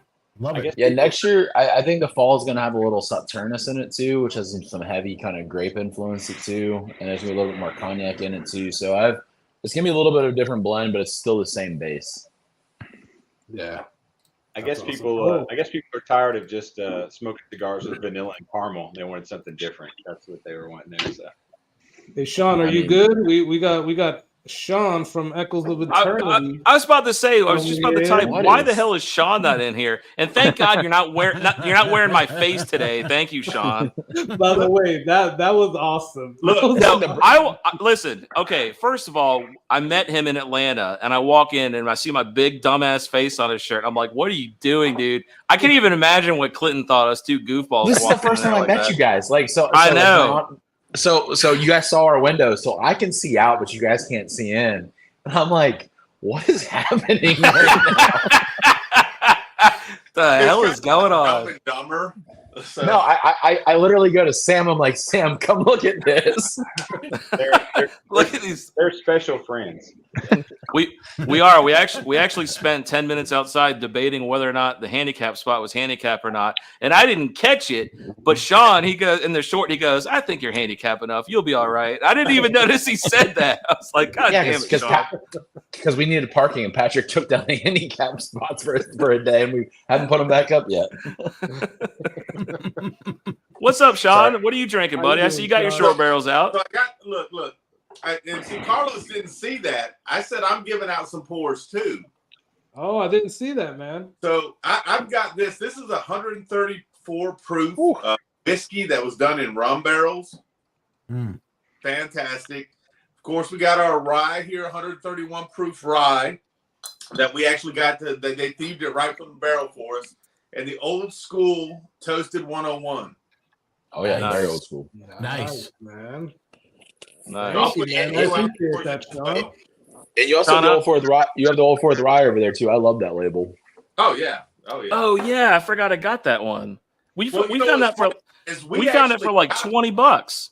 Yeah, we got this before we actually went to the distillery, and then we tried it in the distillery, and we're like, "Damn, this is great." Yeah, I totally forgot I bought that bottle. Yeah. Yep. Yes, that was a cool label. So I've designed all of our labels. That was one of those ones that I wanted to scream old school Atlanta, take kind of prohibition style in there, but make it scream like it wasn't a, in today's world, cheaper rye. And I love that label. Sean, I don't think your mic's working, buddy, or maybe you don't have it on. You not hear me? I can hear you. It just sounds like your mic's off. Okay, it might be. Matt, it's probably because I got this 115 proof. Bullshit. Solo him. Now listen, Clinton said there was only one red hot barrel. Sean. Now I can't see it. I don't believe you. No. I don't believe you. I got the highest one right here, buddy. I'll give you a sample anytime you want, Sean. You're so good to me. Damn, proof it. So for those of you guys who don't know, we were in the what is that called, Clinton? The gift shop area, like in the front when you walk in. Yeah. Gift shop. So we were in the gift shop and I was looking for another bee's knees and there was a bunch on the shelf and I was like, oh man, this is so great. And I found one. So all the ones in my area, they're 111.3. And the first one I picked, the first one I picked up happened to be 114.3. And I'm like, oh, I've never seen it that high before. So I grabbed it. Sean comes swooping in looking for the next one. And Clinton's like, yeah, that's the last one. So I've been rubbing it into Sean ever since that day. Anytime he texts me, are you sure? And I reply to Sean, I'm 114.3% sure, Sean. James, rye finishes. I have a toasted Kentucky rye in the fall, and I'm gonna have a honey rye as well. What was the last one, Clinton? I have a honey rye coming out at some point. Honey rye? Wow. Mm-hmm. It's been in barrel for over a year, and it's still not where I want it to be. So it's gonna run all summer and probably be a year and 5 month finish when I think it's ready. So Clinton, you guys are working on some neat stuff there. You shared with us. We're not going to go through that, but you shared some really neat stuff while we were there as well. I'm looking forward to. Yeah, I'm done. I'm done filling barrels. So we are whatever we talked about is kind of where it's at for the summer. And I don't know if you were on when you heard me talking about. I have a 53-foot semi trailer getting delivered tomorrow that I'm going to pack with barrels, and we're going to cook them and see what proof does to them. Or what heat does to them. You told us when we were there that you were going to do that. Comes tomorrow, so we're really excited about that. Nice. So if you move that around the parking lot, then you can be like Jefferson Ocean. You know, you could be like Brad Paisley already did that when we did the highway. He traveled with whiskey around the country. Still don't know how it was legal, but it happens. Are you allowed to parking lot whiskey? So there you go. I don't know how to drive.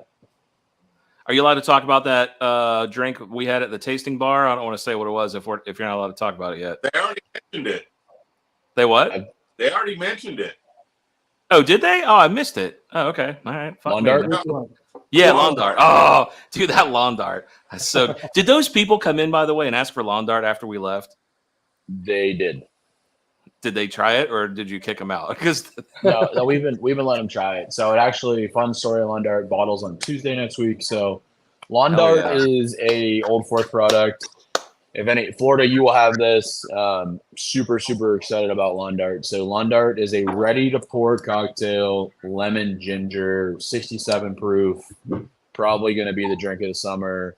I'm rebuilding lawndart.com right now. Randomly got hacked last week, trying to figure that out. So gotta do that next week. But it's just a ready to drink cocktail. We're gonna probably launch a product line under the term Lawn Dart. And how cool is it that we own the trademark to the term Lawn Dart? So the old vintage game, like I actually own lawndart.com and all that stuff too. So you'll see some really cool stuff come out of that product. But $19.99, be on the shelves in Georgia. Florida, you're getting it. Kentucky's going to get it too, potentially in Tennessee as well. But should hopefully be the drink of the summer. We wanted to branch out and really kind of take this thing pretty far, and I think we're going to nail it. The bottles, like I said, bottles on Tuesday. Did you say $19.99 for retail? Yeah. Damn. That's what our vodka. That's what our vodka is too. I know we're in a bourbon chat too. But we have vodka and gin on the Old Forest side. So our vodka is $19.99, sugar cane based, charcoal filtered, super cool. And then our gin is all locally done here in Atlanta. If anybody knows anything about Atlanta, we actually go over to Oakland Cemetery, grab juniper berries, and seep our juniper from Oakland Cemetery inside of our gin because that's where the Old Forest distillery was. So a lot of cool Atlanta history inside of our products on the Old Forest side. That sounds great, Glenn. And when is that going to be available? Right for the summer, you said? A lawn dart will be available. Yeah, we actually are super excited. It'll be available right before Memorial Day here in Georgia. That will be through United Distribution, and then Greenlight in Florida is going to pick some up. So you probably won't see that till June down there. But it's a crusher. It's 67 proof. Like that, a little bit of like Fever Tree over it, or anything you want to pour over, and your pool drink's ready to go. It is so crushable. It is awesome. I love the name. Us older guys know that is the OG play with death game. Yeah, so I'm doing straight up. So me being a marketer, I'm doing a pretty cool influencer kit for a lot of the Atlanta influencers. It's the old school vintage like lawn dart box that you have to open up and like everything on the bottle sitting in the middle of it. Yeah. Nice. And then we're doing actual lawn darts with a dart remove next to the bottles too, because very cool. Very cool. Yeah, super excited about this product. But yeah, we think it could be kind of when we actually acquired Old Fourth, it's one of the things we were excited about, but we actually think it could be more of a product extension too. So you might actually see kind of a spiced old fashioned or something like that in the fall using our rye as well. That won't be $19.99. It'll probably be around $29.99, depending on what we can do with pricing. But we're kind of going into this, as bourbon's doing its thing. Let's all be honest. Like, there's collector fatigue out there like crazy. So we are excited to kind of explore kind of different markets of like kind of what spirits can do. We've been approached to launch a tequila. We don't want to play in that game. We already have too many SKUs as it is, but there's a lot of opportunity for small brands out there still. I think putting that lawn dart and the honey finish would be good. Like, that would be a great mixed combo in there. I think that'd be good. Lemon, ginger, honey. Actually, I never thought about that way. Yeah, I mean, That's there's going to be a lot of really cool things happening. Nice. But yeah, nice. Yeah, I mean, that's really cool, man.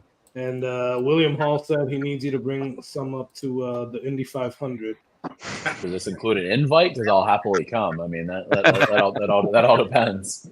There you go, William. It's back. The ball's back in your court, man. So fun. So I've been to Indy a few times. I'm from Ohio originally. I celebrated my 21st birthday in Indianapolis, and I went to the Super Bowl there. So I've been there a few times. That's cool. Patrick. So Matt, you got some competition there, man. A bee's knees for 115.4 proof. 114.3. Oh man, you lost. I love the bee's knees. Wait, who's got the 115? Oh, North Tampa Bottle Club. No kidding. All right. There you go. So that's the Tennessee batch. That's Tennessee batch. So Tennessee batch was a little less proofed into it, but the honey was super viscous, so it didn't eat as much of the bourbon as other states have. Florida's always lowest proof. That orange blossom honey will eat through the whiskey. We don't get much of work something out, by the way. Oh, sorry. I was just saying we don't get much of the short barrel in West. I'm in West Tennessee, right near Memphis. We get. I think I saw two of yours today for one of the first times I've seen the short barrel.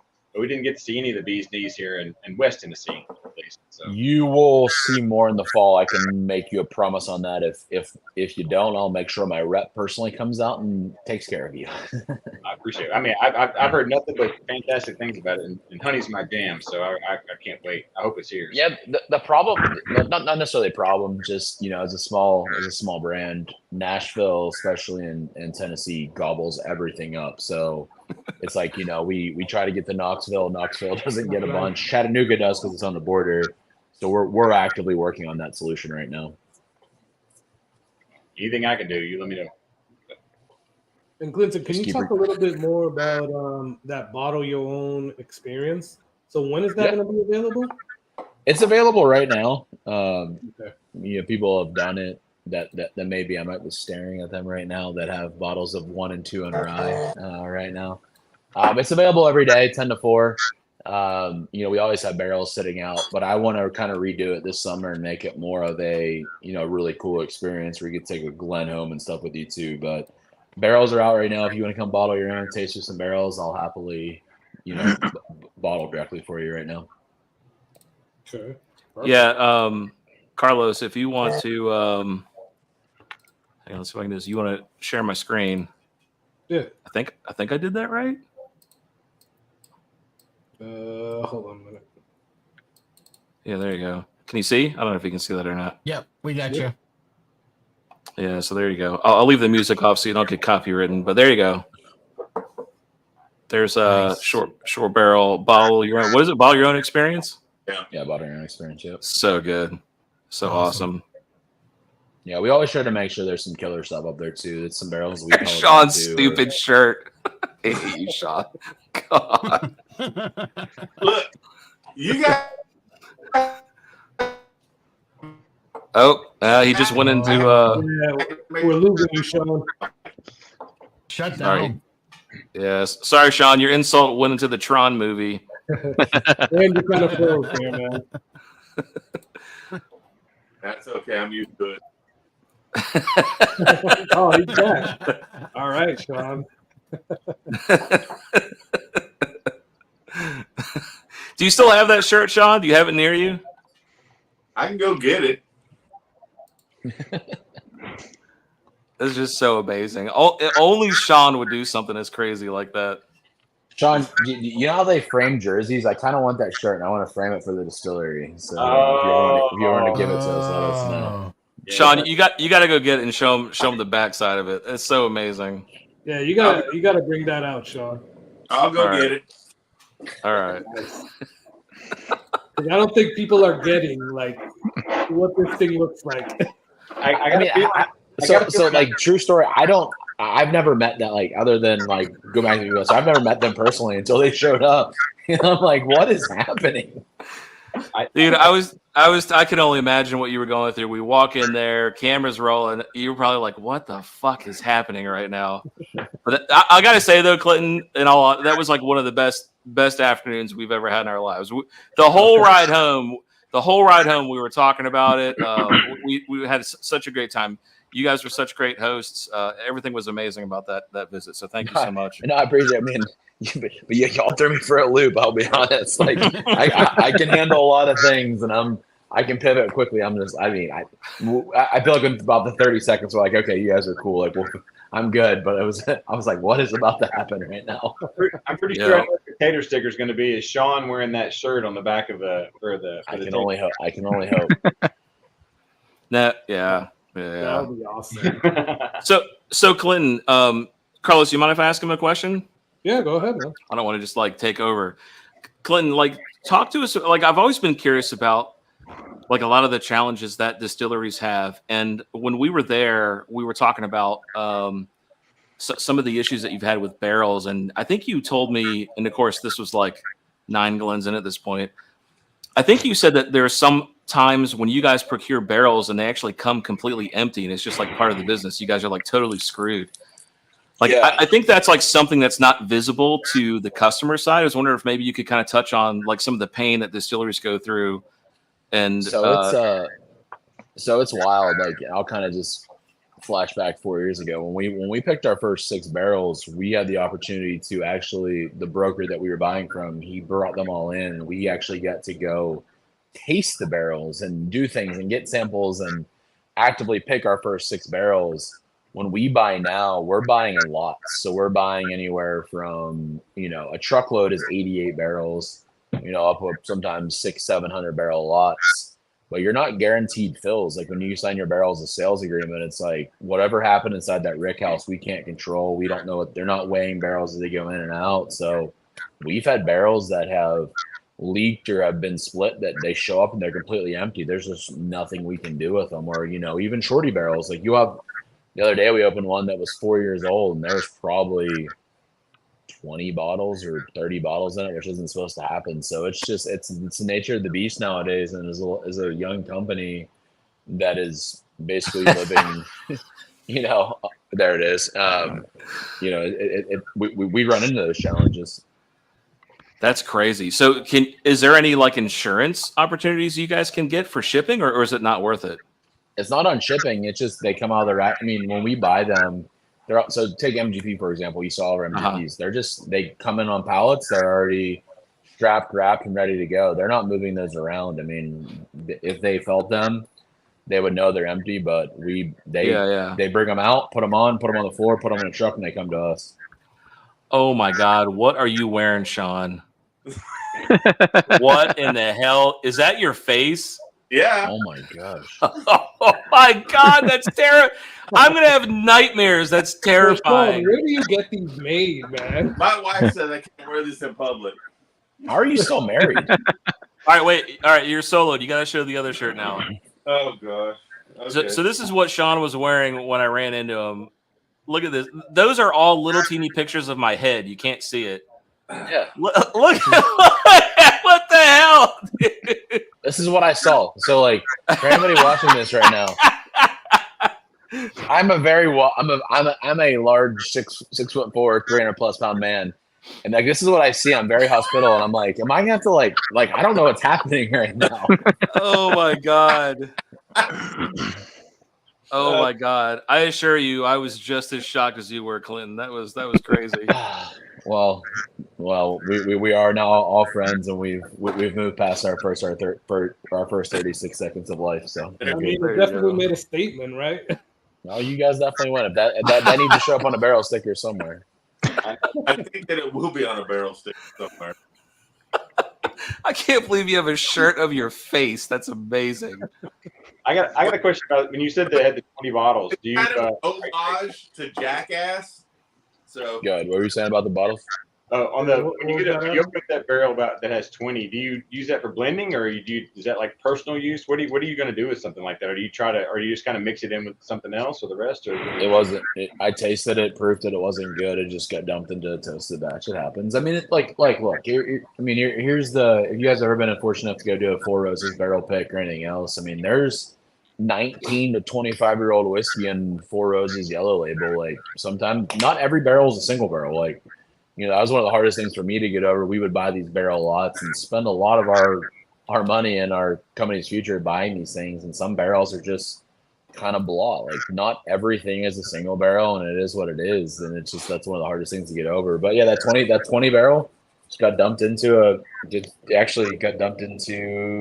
MGP. So I went to one of the last bib batches because it all kind of stayed in that same exact range to be a bib. How many barrels do you try to sell externally, like per year, or do you try like do you get to a point where you're like, man, we really want to keep some of these and do our own in-house stuff with it, or do you just want to keep selling? There are certain barrels that so every year we do what's called a founder's reserve, that we taste the barrel through the year. Some barrels that we're like, yeah, that's never going to be sold. A barrel that we did 2 years ago. Our Founders Reserve, which was a 6-year-old Green River at the time, OZ Tyler, it won not only double gold, but it won Kentucky Single Barrel of the Year at New York Spirits Competition. So there's a few that we have that immediately we taste them. We're just like, nope, that will never be sold. That's our barrel. But yeah, at the end of the day, we're a self-funded company, and rather how much we love it or not, someone else has to enjoy it because we need to keep the lights on. Yeah. I just saw, actually, I texted Sean today. I just saw a 15-year Founders go online today, but I think it's a super secret website, so I won't say anything. Right there. Yeah. There it is. There's one of them. Oh, hold on, Dave. Let me solo you there. Nice. That's it. That was our first one. So we are no longer on. That was the only thing we've ever been under NDA for, but that NDA ran out about a year ago. So that was that crazy beam that everybody was buying that was coated. So a lot of people released at the time. I wish I had more of that now that people understand who we are. But the crazy part of that release is we went from our 6.5-year-old printed on inkjet paper to launching a 15-year-old that no one knew who we were. I mean, the crazy part about that too, I have a Michter's 20 right there from the same year. It is identical mash bills. I can't prove that it's beam, but I know it's beam because I've done them side by side, and it's really weird. I can never prove anything, and it's whatever. That's 114.7 proof. Ours is the same as also 114.7 proof that year. So it's pretty crazy that the same stuff we were using that Michter's 20s used for a couple of years, and I can't prove it's beam. There's always whatever, but when you taste them side by side, it's beam. Yeah. Huh. Who's Hey Seth. Hey Bourbon Hall. Hey Wade. How you doing? Say cheers to people getting on real quick. What's up, Cheech? Yeah, I saw Seth jump in there. Seth's another distillery owner here in Atlanta. He owns the distillery Modern Art. We do a lot of our blending and everything over there too. They actually, when we acquired Old Fourth, we sold the stills off. They couldn't make any whiskey, so they actually distill all of our whiskey for us under contract and everything. So super cool place in Atlanta. So do you have a notebook of ideas for blends, or are you more of a meh? Like, how do you go about your blend process?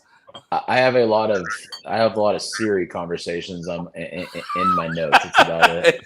Yeah. Okay. All right. No, I'm one of those people that it's just like, when we pick barrels, it's always entertaining to me. And as you guys know, as you guys on Barrel Specialist, I don't hand notebooks out with you pieces of paper. To me, a barrel's good or bad. If it's good, I'll go back and explore it. But if it's bad from the start, it's like it's bad. Like it's just not one of those things that I enjoy. So it's always been it's good or bad. And I now have to trust others to say, hey, the blend's really good. Stop messing with it because I'll always try to tweak it. Yeah. Wade, you can buy Short Barrel online. What's a website they can go to? Our normal website, shortbarrelbourbon.com. There you go, Wade. Bourbon Hall. You can buy it online. I assume Nebraska you can ship to? You'll ship over there, right? There you go, Wade. Nebraska shippable, buddy. I know somebody like Major Zero from the boomer generation, they may not know what the internet is, but Wade, I know you're pretty young. You know what the internet is. Luckily, I got you. Luckily, my millennial friend Matt can help me program. Listen, no, Gen X. Come on, Gen X. Don't forget about the Gen X crowd. Come on. Hey, Matt's an elder millennial. He's a statesman. I mean, we appreciate you. So what's everybody drinking right now? Because I'm empty and I have a lot of bottles here and I don't know what to get. What are you guys drinking? I'm drinking an Old Fourth. That's what I'm drinking right now. All right, so Matt has the Old Fourth. Okay. I'm on tequila right now. You got the Código tequila. Nice. Okay. Nice. They've got the 15 years Founder Reserve. All right. And Sean, what is that? That's a Toasted 101. Toasted 101. Okay. Nice. Actually, I will flex for 1 second. Because y'all I've been hanging for 2 hours. I've been hanging for 2 hours with you guys. You guys ready? Yeah. Ooh. Very nice. Oh.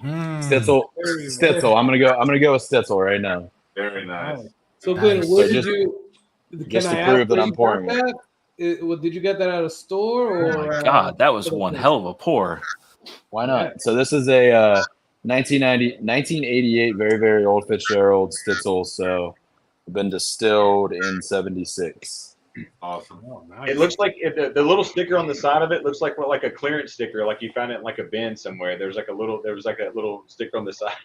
So fun fact about me, before I got into being a whiskey distillery owner, I am a marketer. So I built crazy bots that would crawl the internet. So I was buying from Italy and Japan and everything on eBay before anybody knew it was really happening. So I think I paid like $100 for that bottle. Nice. Wow. Wow. That's awesome. That is a strong pour. It's my final pour of the night. So yeah, man. Show that again. Let me see that pour. So cheers. Oh, that's dark. Yeah, it was good. oh yeah. Wow. That's awesome. Clinton, when you plan to have all your bottles swapped over to the new label, or is that happening now with all new bottles? Toasted's completely already swapped over. Rye was designed now. The single barrel labels you guys haven't seen on the bourbon side, the ryes are staying as is for right now because I still have thousands of them. But it will be 100% done by fall. Okay. Nice. So there you guys. If you guys want a collector's edition labels, get them now before they swap them out. Yep. So in the fall, they're all going to have the new ones, or all the new ones coming up after the fall are going to have. Everything basically starting in September beyond will have the new wraparound labels, regardless of what it is. It will take a while for some states to pick it up, but as we're growing, their orders are getting bigger and bigger. I think the next Florida order for the toasted batch will have all new labels. Okay, perfect. And so I had a question about how you started the short barrel thing. You're a barrel pick.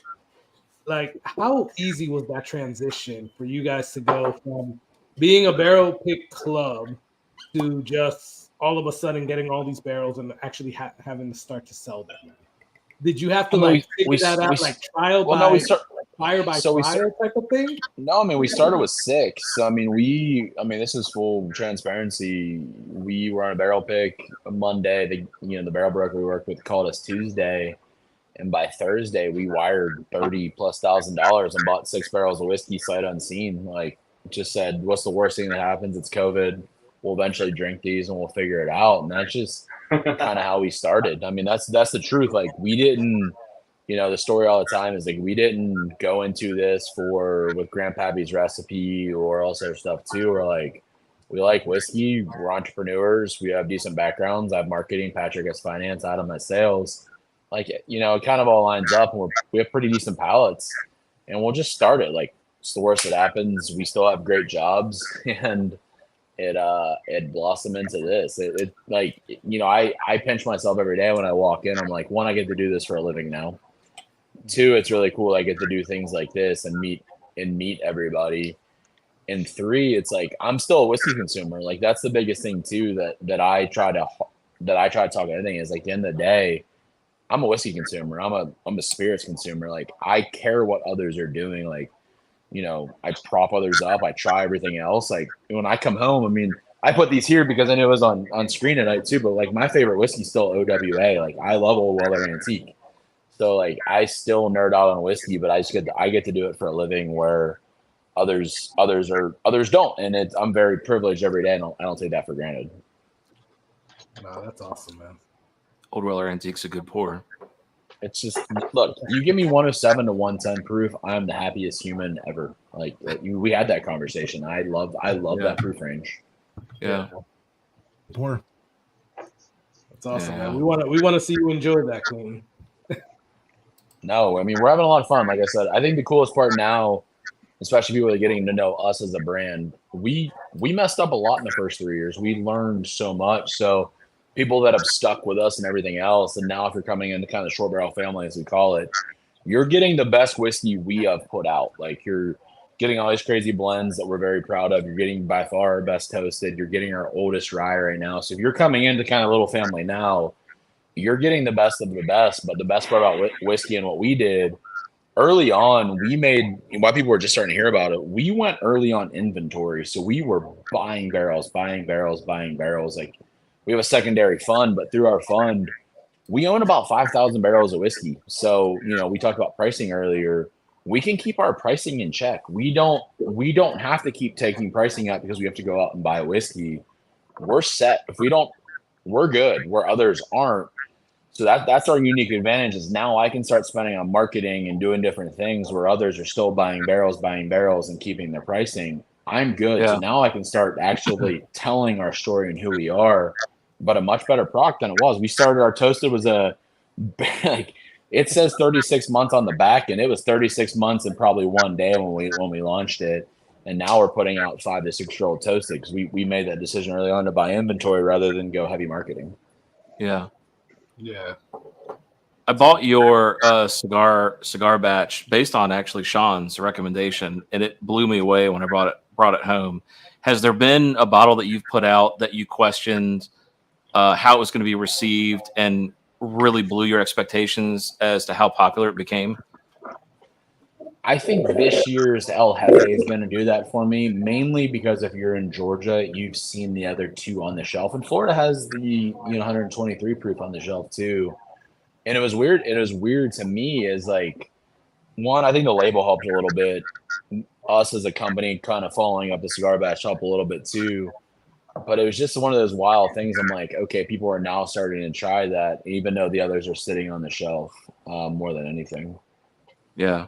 Yeah, have you had the El Jefe yet, Carlos? I saw you had the bottle. Have you tried it? Dude, it's awesome. It's so good. It's so good. It's so good. And I was telling Clinton, I don't like tequila finished bourbon. I just did a video talking about how I don't like it. But this is different. Like, yeah. And it's not because I have you on, Clinton. I will tell you straight up. Oh, I know you would. Like that's why I respect you for that. I hope everybody really good. always tells me the truth. Yeah, no, man, this is really good. Dave, what did you think about it? I know you had it at the bottle share earlier today. Yeah, it's much better than the last one I had. The last one I had to mix with like bee's knees, something to like kind of balance the mezcal out. I also hate mezcal, and this one was actually drinkable by its own. So I honestly won't buy a bottle.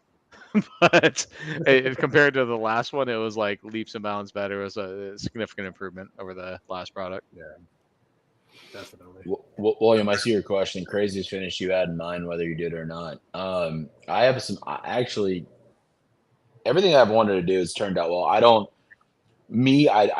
not like Amberana. If that's your jam, I will. It's just not me. It's avoid.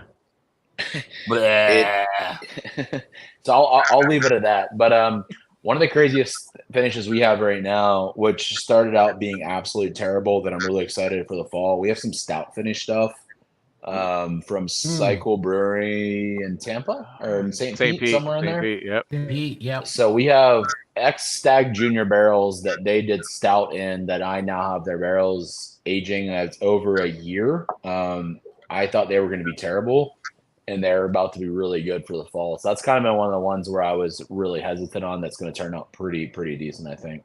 That's cool. I like that. Yeah. Cool. We need to try that later. You will never see an Amberana under either one of our labels. It's one, it's very expensive. Two, that right there. I don't like it. I think you could spend. So I've had a few that were Amberana chipped that I thought were decent, but they were chipped for about 2 days. Anything more than 3 or 4 days in an Amberana barrel, I think it ruins all whiskey. But that's just my personal opinion.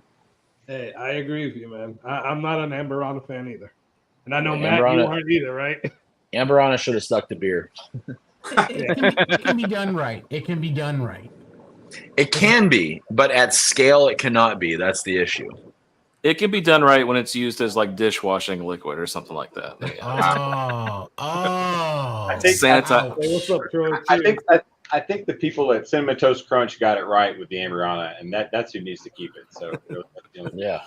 And with that, rum Shakta and everything else is great. Just a room full of haters. It's storming now. I got to go. I appreciate it. I'm going to be looking forward to that. Stay safe. See you, Adam. Take care, Adam. Stay safe, man. Clinton, those are the Buffalo Trace barrels that were in the tasting room at the front window. You're talking about, right? Those stouts. Yeah, those things. Yeah, those are cool. Yeah. See, I even remember. I mean, they're gonna head to Florida. I think Morgan. I mean, you guys are Florida. Like Morgan from Winthrop's pretty interested. I only have 2 of them. I only have 2 of them. I mean, it's not like I have a bunch of them, but they This is the fun part about experimenting. When we got them, they were so filled with stout still. We were just like, yeah, throw it in there.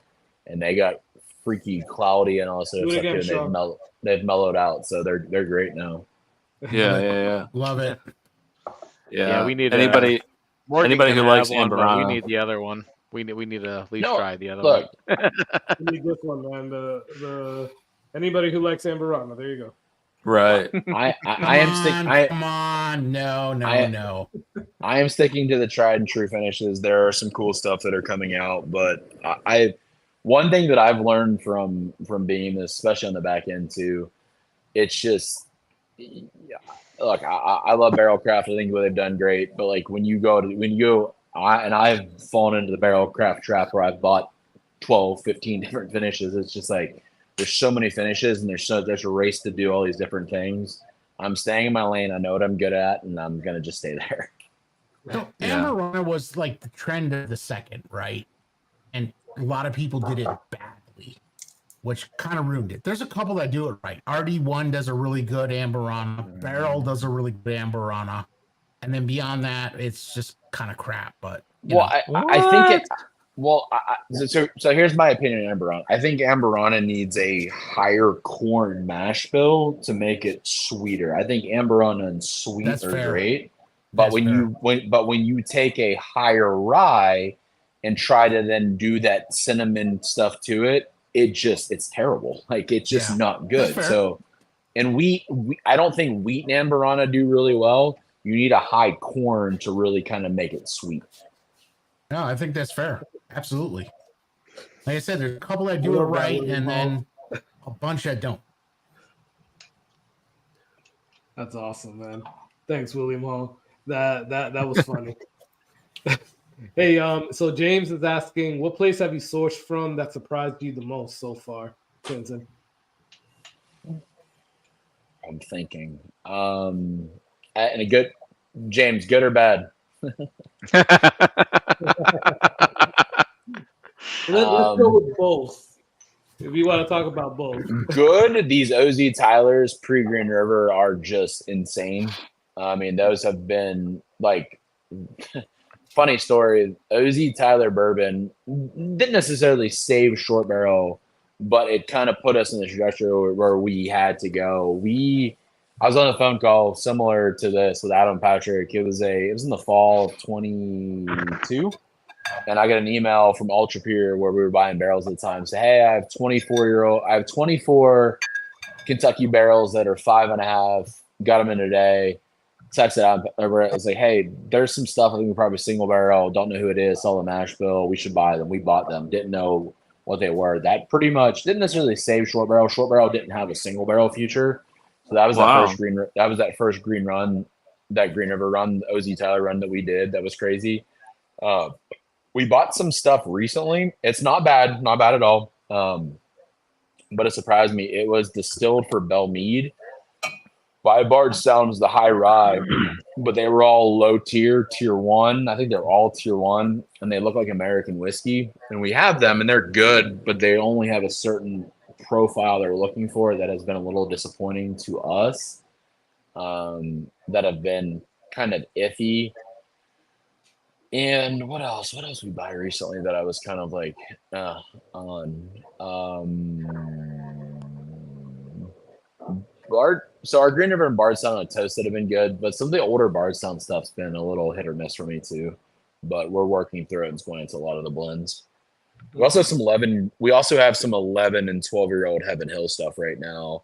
DSP1 Old Bernheim, which is just low proof and killer, which I'm super excited to launch at some point. Yeah. Nice, man. So, and then Brian Gonzalez is asking if you can talk about your creative process because he loves all of the stuff that you do, man.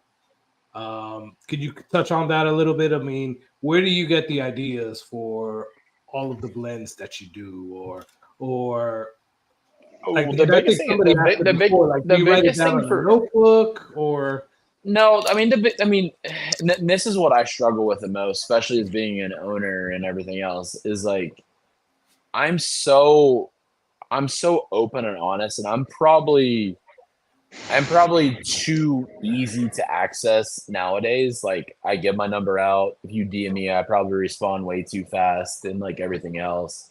But like I listen. I'm probably in 100+ whiskey groups now, but I listen. I'm like, what's working, what people are doing, what they're drinking. And I don't chase trends, but I kind of listen to feedback of like, hey, this finish has worked great, or hey, people are talking about this, and I just kind of study it. I'll go buy a bottle, or sometimes I unfortunately have to buy secondary, and I just listen, and I'm like, why do people like this? So I buy a bottle, and I just study it. I'm like, what does someone like about this? Is it the proof? Is it the finish? Is it because it's double oaked and it's crazy finish? Like what about it? So I still, at the end of the day, like I harp on, I'm a whiskey consumer. So I am, as we're building for stuff a year out from now, but I'm also still building for the fall. I'm still building for the winter, and I'm still building of like what people want and what they're chasing. And it's just kind of me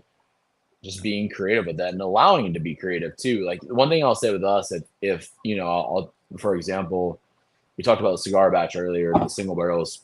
I had a couple that I thought were really good, and they sat in tank for a couple weeks, and I tasted them recently. I'm like, tastes like bourbon. I thought they were perfect when they first went in. They taste like bourbon, so now they're just back in barrel. Like it happens. It's part of the creative process where things just don't work, and I'm at liberty where I can dump them, and I don't need to chase the next fad to keep short barrel going at this point. That's not a conceited statement. It's just more of like I'm pretty excited where we have in the fall, and I'm really excited about what we've built so far. That's awesome, man. I really like that. And I love like knowing that you actually like interact with the community, and I know you do, man. I'm actually probably like at some point I'll have to not be gone, and I still pay attention to everything. I don't post as much as I used to, but I'm there. Trust me, I'm watching everything, and it's been fun. Like even like I'll actually give props to you guys in Tampa, even the Georgia market. The Georgia market, is our home and always will be. But I've learned more from the Tampa and Florida market. One, I think Florida, y'all share a lot more, like even your stores and everything else. Like y'all are actually friends and not competitors, which I think is really cool.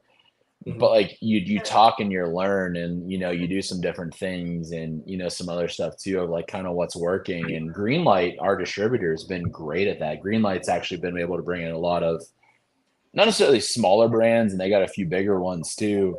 But I've learned a lot from them, you know, like just listening kind of like what's working in the market, you know, they're different companies. So, you know, props to what Florida's doing in the whiskey community. I think it's by far probably the bigger groups, but you guys are pretty tight knit at what you're doing.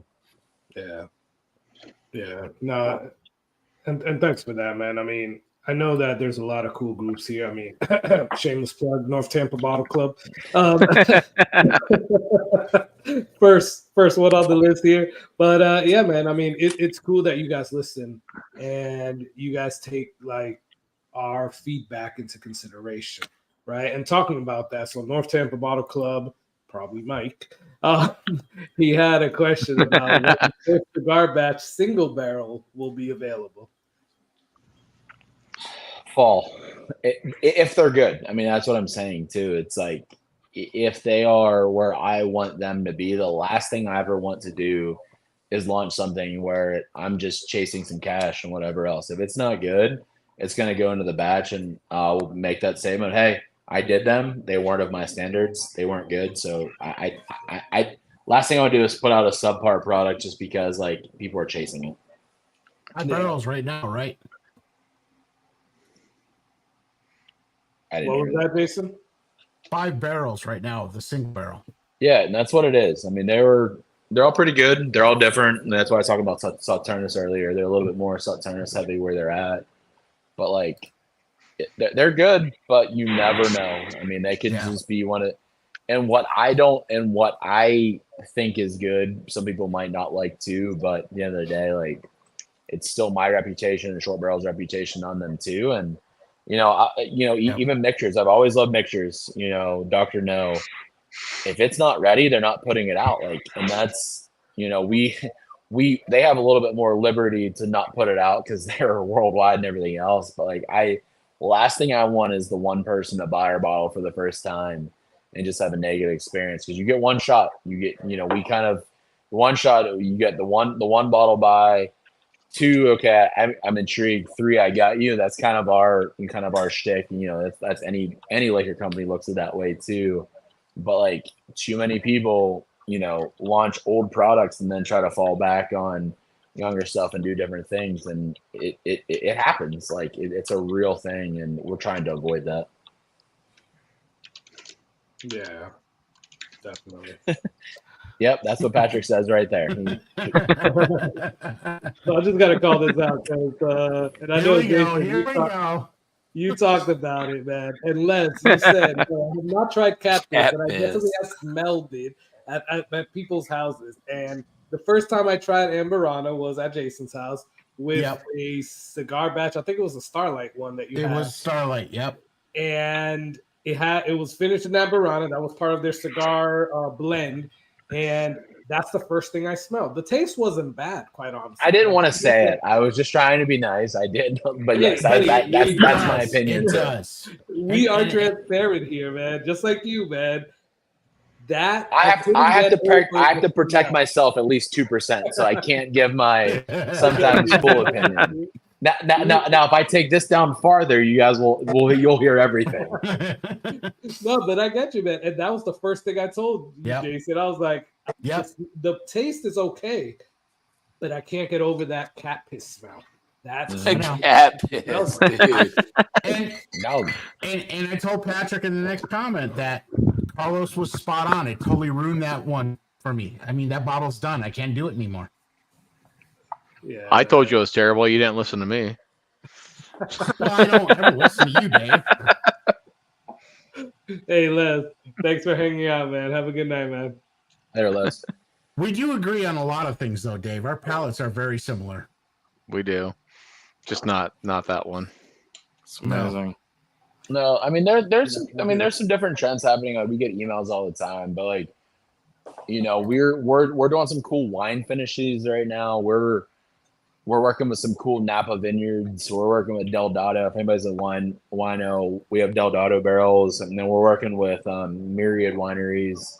We have some of their crazy wine finishes too. But Mike Smith, I think he just won his 30th 100-pointer, something like that. Like he's one of the most. He's insane. I've actually learned a lot about him, or learned a lot about aging via him. But he gave us two of his exclusive oak barrels that we've double oak. So we're doing some really cool stuff with kind of the wine world right now too. So to Carlos's credit, because he just trashed me on the Amberana. Here's a rye he turned me on. This one is a good rye. I love that rye. That rye is. This is really good. That's fine.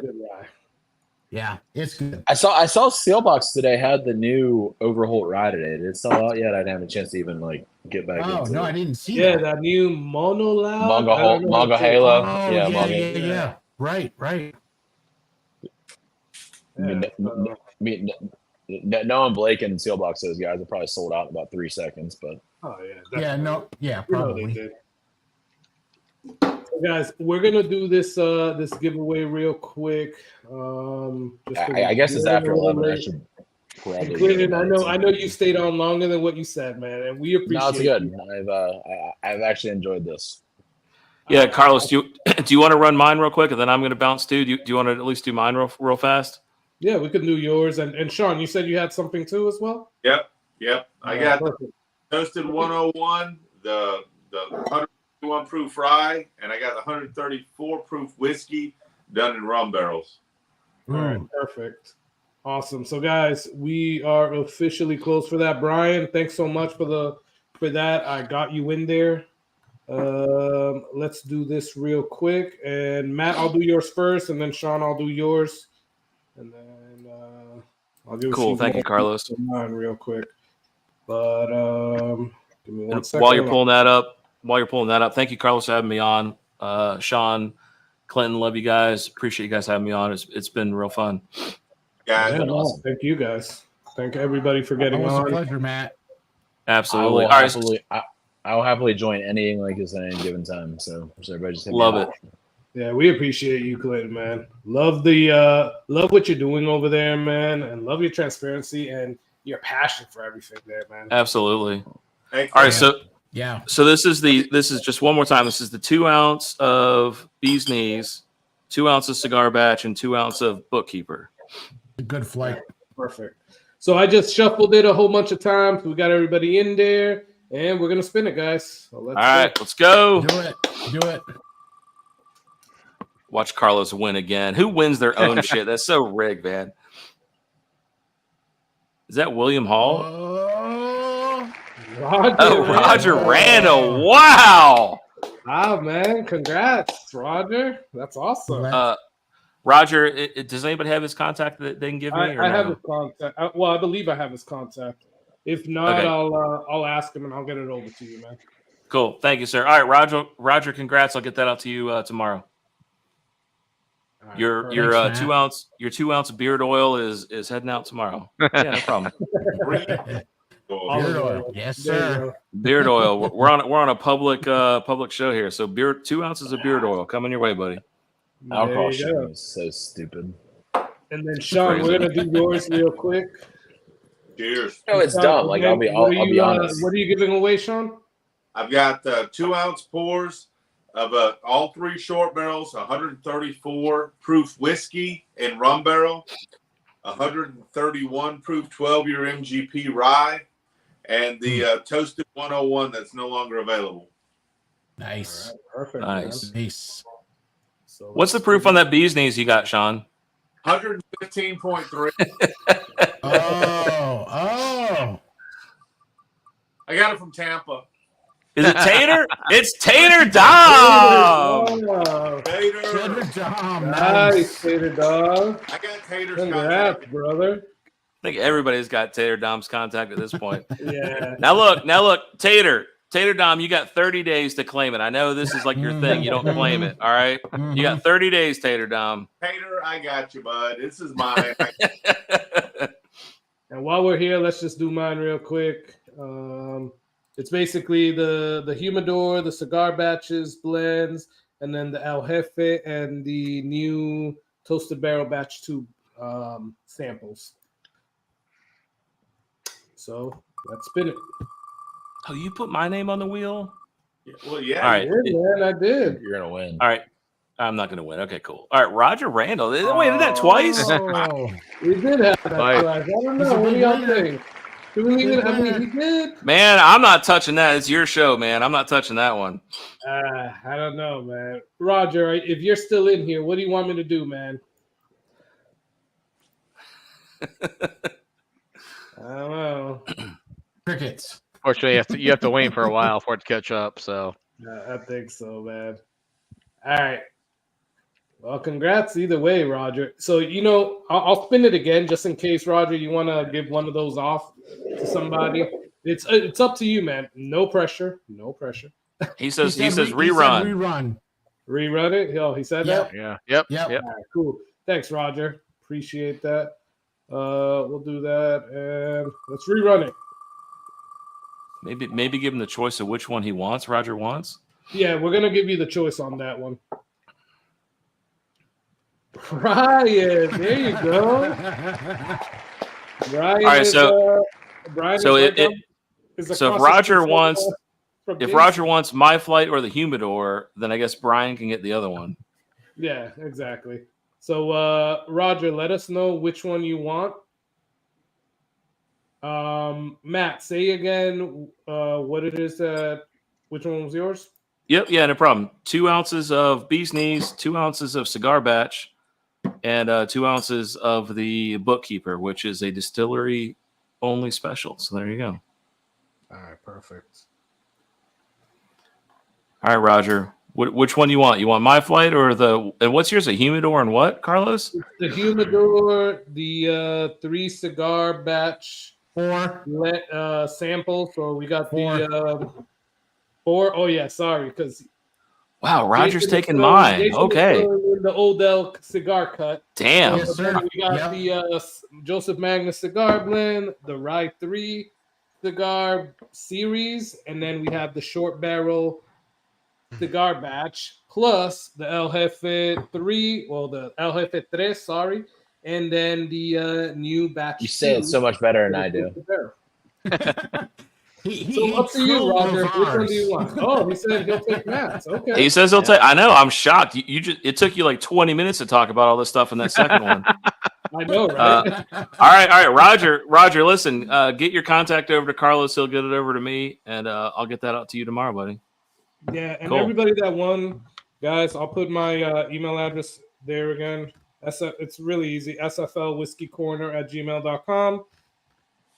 And it's also in my about. So if you don't remember this, because you've been drinking a little bit, go to my about. You can always see it there. But I'll put it again in the comments. Congrats to all the winners. And thank you, Matt. Thank you, Jason. Thank you, Sean. Thank you, Clinton. You guys have been awesome. Thank you you so much for y'all have been this has been incredible. giving that out. Clinton, It's been an honor. It's been an honor, Clinton. Matt, you can Appreciate stay on. it. Everybody can stay on. I'm not going to shut it down now, guys. Is that the I'm only dropping. giveaways we have? I appreciate you guys. Clinton, thank you, brother. Absolutely. What about I'll see all of you. I'll see all of you soon. NTBC See you, sample Clinton. giveaway, Carlos? See you guys. All right. See you. Thank you, Clinton. Appreciate you, brother. Dude, he's such a talented blender. He's such a talented blender. He It's is, unbelievable. man. And I love the fact that he actually listens, man. Like he's like on that, and I hate to compare him to this, right? And Clinton, no offense, but you got big shoes to fill. But if we go to like he's actually on that, like on his way to be like a Nancy Fraley status. He's gone, sorry, so you can say what you want now. That is Listen, that I is tell what ya. Nancy does, man. She listens to the community. She interacts with the community. So starting out like that, he has a like his trajectory is going to be awesome. I almost want to blind the JM and the short bow right now. Should I do that? Should I do that live? I'm going to do that live. Man, do it live. I'm going to do it. Do it. I'm going to do it. Let's do it. You still have your wheel of names up, Carlos? What happened? Do you still have your wheel of names up? Do I still have the Your wheel of names? Yep. Oh yeah, I still have it up. Let's do one more. Sean, you want samples of all NTPC, all 4 of the short barrel fourth samples. Wow. Oh, okay. Damn, man. Sean, you want to do it? You want to do a JM and short barrel cigar blind with me? You want to do it right now, Dave? Yeah, do it, man. Roll it. All right, let's do that. Oh, we got Roger on. Hold on, let me bring Roger. Hey, what's up, Roger? How you doing? Hey, dude, what's up? Thanks for getting on, Brian. What's up, Roger? Congrats for winning, by the way, buddy. Yeah, congrats. Yeah, man. Cool. Congrats. Right. And look, for your generosity, man. That was awesome. And look, no offense, but now I know you're over 21, so I can send it to you tomorrow. So Old Man River here. You know that's an assumption, Matt. Well, you know what? It looks good to me, so close enough. Hey, Dave, you want to do that now, real quick? Yeah, man, do it. All right. So, Dave, you want to talk about it again? Yeah, so it'll be 2 ounces of the Fahrenheit 451 NTBC pick of toasted short barrel, the sherry pie, the maple finish, and the other Booker's batch that we got from them, like bookkeepers, calling the librarian. Nice. All right, perfect. Did Clinton give away any of these shirts? Because I got to say, these shirts are comfortable. Oh, yeah. He did give away a shirt and a bar mat. Yep. The winners for the hashtag, the Hefe's hashtag, he was going to send both of those winners something from a short barrel. Hey, dude, these shirts are so comfortable. Yeah, they really are. All right, so I'm going to do this giveaway from you right now, Dave, and thanks for that, man. I appreciate it, man. No problem. So we're going to. All right, here we go. I'm doing a JM and a short barrel. Hold on, man. I'm going to join you on that one. Oh, you're going to join me? Okay, all right. I'm going to leave it alone. I got them all mixed up. You going to join in, Sean? Whiskey Nature. Dylan, congrats, man. Hey, Roger, you got something to write down with? Yeah, I'm sending you a text right now. I'm sending you an email right now. Sending me one? God, what are you, part of the CIA? What the fuck? We'll talk about. Dude, what the hell? I'm part of the Arkansas network. All right, damn. I'm part of the Arkansas network. Chill Will's you already laced out. Chill. Okay, all right. Yeah, I've sent plenty to Chill Will, so you can get my contact from him. There you go. Yeah, I'm just a little farther. I've got my 2 Glens here, and you guys are doing the short barrel cigar batch. I'm doing the short barrel and the JM. I'm gonna do a blind on it. Which batch? I guess I could do that as well. I've got 278. I got 278 and 279.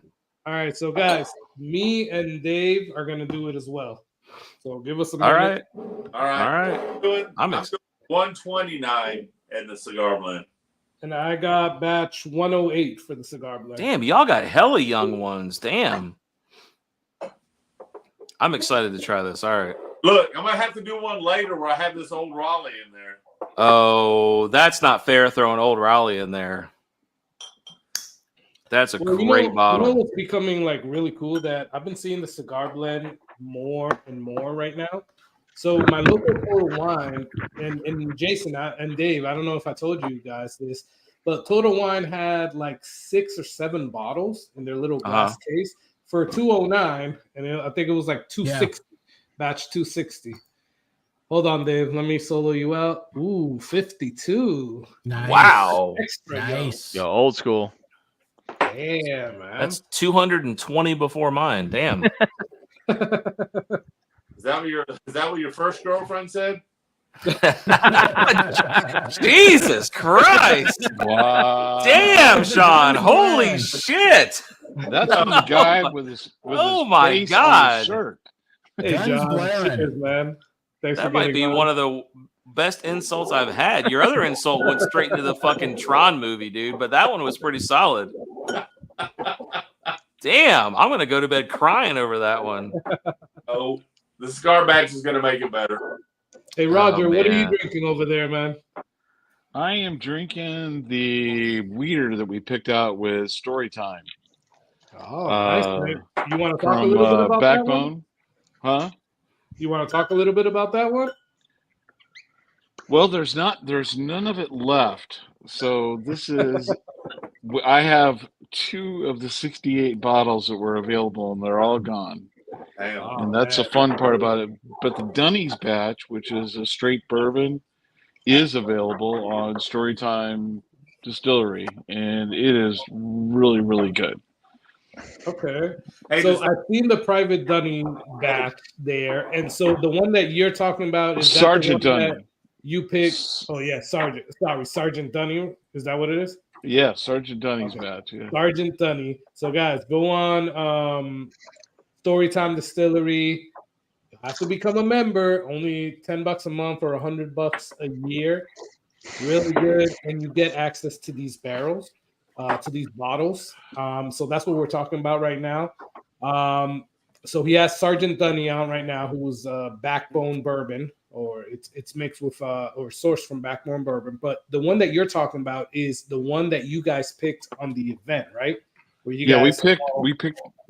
Well, they served us 12 different samples, which was really interesting. And then we picked the Dunnies, and then we got to pick another one, which was a short barrel, and it was the Weeder that we pulled out. That was basically really, really short. Only had 68 bottles in it, and it went really, really quick. It is phenomenal. MGP, it's MGP source, but it was aged there at Backbone, and it's really good. Damn, Bear Doyle. What the hell? Okay, Bear. All right, so I don't have a JM cigar, so I'm going to do a fresh crack instead. Wait, hang on, Jason. Hang What do on. you have, Jason? Oh Go my ahead, God, go ahead. a fresh crack. He's gonna be So like, I know fresh you have crack. the short barrel cigar batch. He's gonna be I know like you a have fresh that, crack at Jason. JM batch 1, some shit to make us all look like idiots. No, not quite. Wait, that cool. hang on, Jason. Hang on. Before we pivot on here, we were talking about weeders. I'm going to say something that maybe y'all don't know. Do you guys know about Frey Ranch? I don't know if you know anything about them. Yes, Oh, yeah. Yes. So, super secret, inside info, first heard Whiskey Corner, 10 a.m. Pacific on their website. Friday. They're going on Friday. They're secretly launching their first ever. It's like 200 barrels of 100% weeded Frey Ranch bottle. So Friday morning, start hitting F5 on your browsers if you're interested in that. All right, there you go. You heard it first here on Whiskey Corner. Super secret Frey Ranch launch. Nice. There you go. Thanks for dropping that. That's awesome, man. Thank you. Nice. There you guys Matt, hear you it. should have it. Okay, cool. Thank you, Roger. All right, go ahead, Jason. Sorry to interrupt you. Go ahead. Fresh crack or what, buddy? No, not at all, Matt. So, shameless plug. North Tampa Bottle Club pick. Little Rye 3, 16-year light whiskey. You know what? I get so much hate, but I love light whiskeys. I love light whiskeys. I do too. Light whiskeys are great. They're so amazing. I don't know if you've tasted these Rye 3 ones, but they're really good, man. The only one that I've got that I'm in love with is this one right here. I don't know if you can solo me, Carlos. It's a King's Family 15. Let me solo you real quick. Let me unsolo Jason, and then I'll solo you. It's a 15, nice. 138 proof light whiskey. It is beautiful. Nice. One of my favorite bottles ever. See that. So we gotta talk, man, because I haven't been able to find those Kings County down here. They only sell that bottle at the distillery. Okay, and that's in Georgia. No, it's not. There was a store that had some of them. I don't know how they got them, but they had a bunch, and I bought 3, and I gave 1 to Sean, and I've got 2, and I'm down to 1 left. It is such an amazing bottle. Are they in Kentucky? No, they're in. Are they Kentucky? I think they are Kentucky. Yeah, they're Kentucky. Because Sean, I know you talk about it as well. You both talk about Kings County. They're in that King's Family? Whatever state that is. That's it's King's Family. That's Kentucky or Tennessee. Yeah, that's Tennessee, I think. Right? It's that would be King's family. Yes. Yeah. So there's two. There's a King's family, and there's the one out of New York called King's something else. It's not that one. It's the one out of New York is the one that I've tasted. That's yeah. I don't like that one. It tastes like stamp glue to me. I actually like it, but I've only tasted bourbons. Bourbon's pick. Kings County. Kings County. Yeah, the one that looks like a fucking laser jet printer. Yeah. Dude, that was straight up stamp glue for me. Now I don't know about a single. I have to say that I killed this little bottle. They actually did a good pick. But man, all right, whatever this is right here, this is amazing. Whatever this one is, I'm getting nervous. With that said, I haven't found like a bottle like with that proof. Yeah. After that, here's another one. If you want to solo me, I know Sean will love this one because he's Mr. Rye guy now. This is a Ryconic honey finish. King's family. So this is that a rye or a boo rye? It's a boo rye. Boo rye. It is amazing. Nice. Yeah, this one here. So we gotta talk, man. I know I'm going back up to. I believe I'm going back up to Georgia in June, and I'm gonna get up with you, Matt, and Sean. I don't know, man. If you want to come up, I'll let you guys know when. Well, I'll be up there in June. Your biggest mistake is letting Sean know ahead of time because your face is going to be all over his shirt when you show up. Matt, Carlos, you in MIA. So this one here is the buy of the year. Oh yeah, so that's the King's family. Our local shop here has it on clearance for $19.99 a bottle. What? Oh, come 107 proof, and it is phenomenal. And Can we talk about that label? How beautiful and simple that is. The black and the gold. That's gorgeous. Yeah, I love Roger, you're gonna have a whole bunch of people just hitting you up and be like, "You can deliver some of these for me." 107 liquor. Damn, man, that's awesome. I just was blown away. But there's a couple of deals that come down here in Arkansas that I didn't expect when I moved down here, and that's one of them. And Cheers, Bob Glass. Damn. Okay, I gotta check them out. 107 liquors, you said, Roger? Yeah, 107 liquor. It's one of. I drove all around Arkansas, Little Rock, looking for the best store, and it's a mile and a half from my house. Okay. I've got a winner already picked. Like no competition. Damn, Matt, I haven't even I've only smelled them. I haven't even tasted them. I haven't looked to see what it is, but this Glen here, this is 100% the winner. I don't know what it is yet, so I'll wait for you guys. Yeah, wait. And so, Sean, what were you saying earlier? So I'm gonna go up there for my goddaughter, my niece. She is having her first birthday, and my brother lives up there in close to you, Matt. I think he lives in the Cula, and I'll be up there. So, Sean, if you want to come down, man, I'll meet up with Matt and with you, man. When you come, me, you, and Matt, we'll do a barrel pick. That'll be awesome. I already told him behind the scenes. I'm glad you said that, Sean, because I was just talking with him behind the scenes about that, and that needs to happen, Carlos. Yeah, man, we need to do that. I'm not about the ride, but the other one that we talked about, yeah, I'm definitely down for that.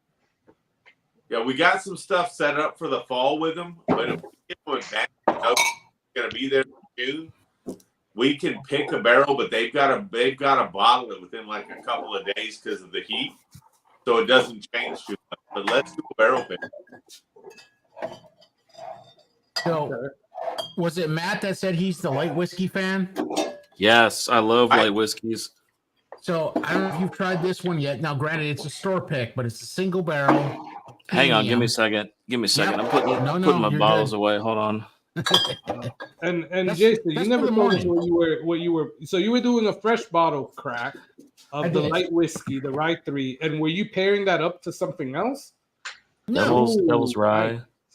Just because that is North Tampa Bottle Club. It is. I just like light whiskey, but what's the proof on it?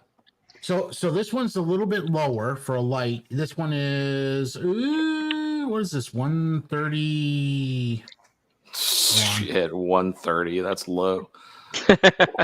That's hilarious. It's a little bit low. 134.4. 134. It's a little low. It's only less than 5 points away from Hazmat. Matt, this is the gem. This is the Yeah. Obsidian light whiskey. That's a Sean bottle. This is Hazmat. This one is 140.8. Or no. Doc Martinez, Old Fashioned Ways, gave me a sample of that. But what I will say is this drinks like about 100 proof. It's crazy. Wow, that was scary. the one that you let me try, right? Carlos, you did try this one. Yeah, it does not drink like 140 at all. Matt tried it and he went and bought 2 bottles.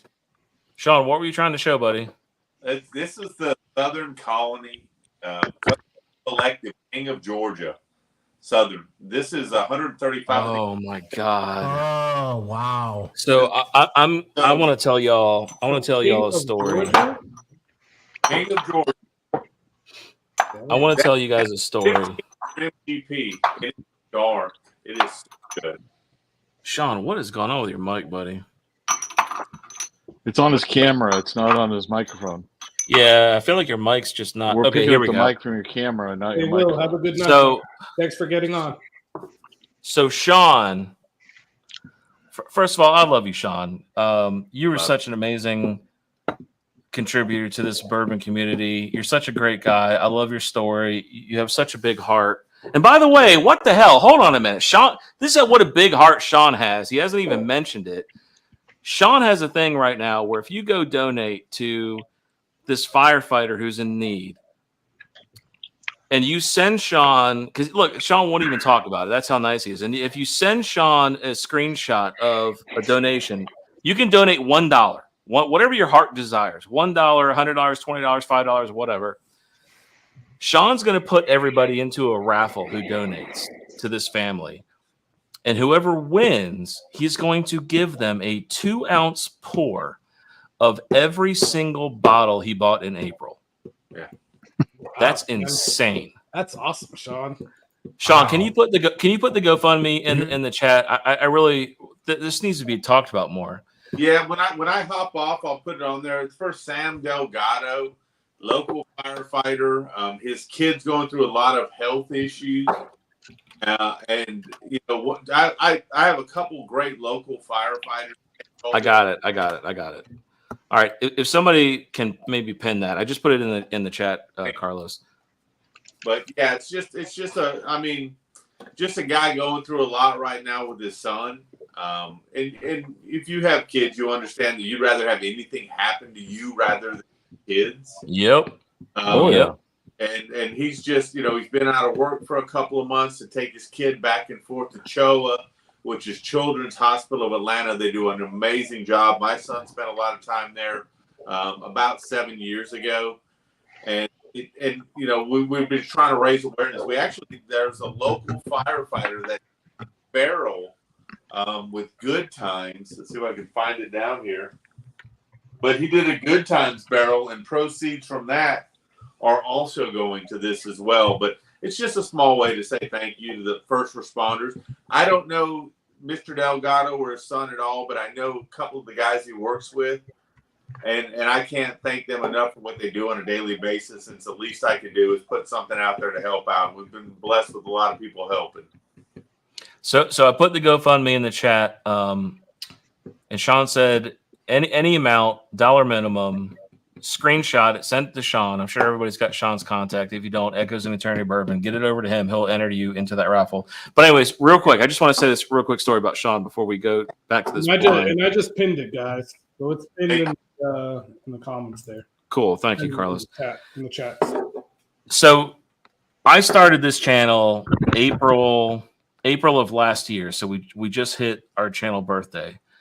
And Sean was the very first person that reached out, and we met in person. We went and had lunch with him. He drove all the way up here in North Georgia, had a great time. And it was the first time that I've met I was so new to the Whiskey Tube community. I had no idea what it was like meeting somebody in the Whiskey Tube community. And so I'll never forget this. We're eating lunch and Sean goes, hey, y'all want to try some samples? I got some samples in my car. I'm like, okay.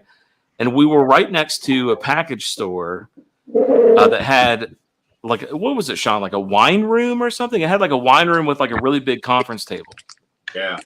And so we went in and talked to the owner and said, hey, can we borrow this room? And he said, yeah, no problem. So Sean comes in with like 2 backpacks, like 6 boxes.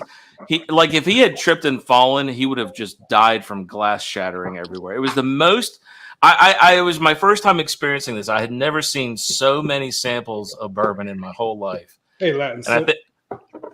And I think we sat in there for a couple hours and just had the best time ever. And I think we've got a couple pictures from that evening. But anyways, where I'm going with this long, boring story that nobody probably cares about is one of the bottles that Sean gave me, which he showed a second ago, was King of George. And it was amazing. It's like one of my favorite bottles of all time. It's like a one and done. It's gone. And Sean, I was going through my samples the other day and I found a bottle you gave me. And this is your handwriting. King of fucking George. I was so excited. Nice. I have another 2-ounce sample that I just ran across, and I'm so excited to crack. And that's your handwriting, Sean. This is the first time I ever met you right here. And I'm so excited to crack this in your honor and have this one day. So Sean, I gotta say this for something special with you, buddy, and we gotta enjoy this. You know what we're saving that for, Matt? Oh, don't say it. I already know. Don't say it. I don't want to take over. No, I don't want. Dave just donated, but he said no samples needed. Nah. Yeah. No, that's really cool, Dave. So thank you for the link. Seriously, guys, I just donated too. Absolutely. Nice. That's awesome, Jason. Really appreciate it. But man, this is like a no-brainer to me, guys. This JM versus short barrel. I don't know which is which, but this is the 100% winner, whatever this is. Well, now wait a minute. That doesn't help, Matt. It is no competition. Oh, you don't know which is which. No. Well, I'm waiting for you guys. You guys are supposed to be doing it too. I have one wins on the nose and the other wins on the palate and finish. So yeah. I'm the same way. And so, are we doing reveals? We got to do we'll do the reveals. reveals Yeah, now. absolutely. All right, I'm too scared to look. All right, I'll reveal first. All right, I'm too scared to look. What'd you say, Carlos? I'll solo you. All right, I'm gonna let you guys figure out. Oh, I'm so nervous. Okay, hang on. Let me just down the rest of this. All right, this is my winner, Clinton. Clinton, I love you. If this is Nancy's, I'm sorry, but I still love you, Clinton. All right, let's see what it is. You guys ready? Yep. Do it. It's Short Barrel. Wow. Oh shit! It's Short Barrel. There you go. Look, this is against JM. Uh-huh. All right, who's next? Sean? I'll go. All right. Do it, Sean. So I had a split decision here on this. I like the nose on this one better. I liked the mouthfeel and initial taste on this one better, but I like the finish on this one better. Yeah. So the one that came in second place is actually the cigar blend. I like the taste and the mouthfeel better in Joseph Magnus, but I like the nose and the finish better in Short Barrel. So I kind of had a split there. I think this one, the nose and the finish was better in Short Barrel for me on the 129 Joseph Would Magnus. you just pick a winner? Would you just pick a winner, Sean? Well, I mean, based on 2 out of the 3, I'm going to have to go with Short Barrel. They had the better nose. They All had right. flavor, but they had a better finish. But I like that I got from Joseph Magnus, but it didn't have the finish or the nose, so it wasn't a complete experience. All right, that's two for Clinton. All right, Dave, you want to go next? Sure. You want me? So in that 20-minute explanation from Sean, I went ahead and looked, and this was the better nose, but that was the better palate and finish. Okay. So you like the Short Barrel better? Yep, Short Barrel won overall. Holy shit, that's 3-0. All right, Carlos, are you gonna do the 100% batting average? What are you gonna do, buddy? So, Carlos.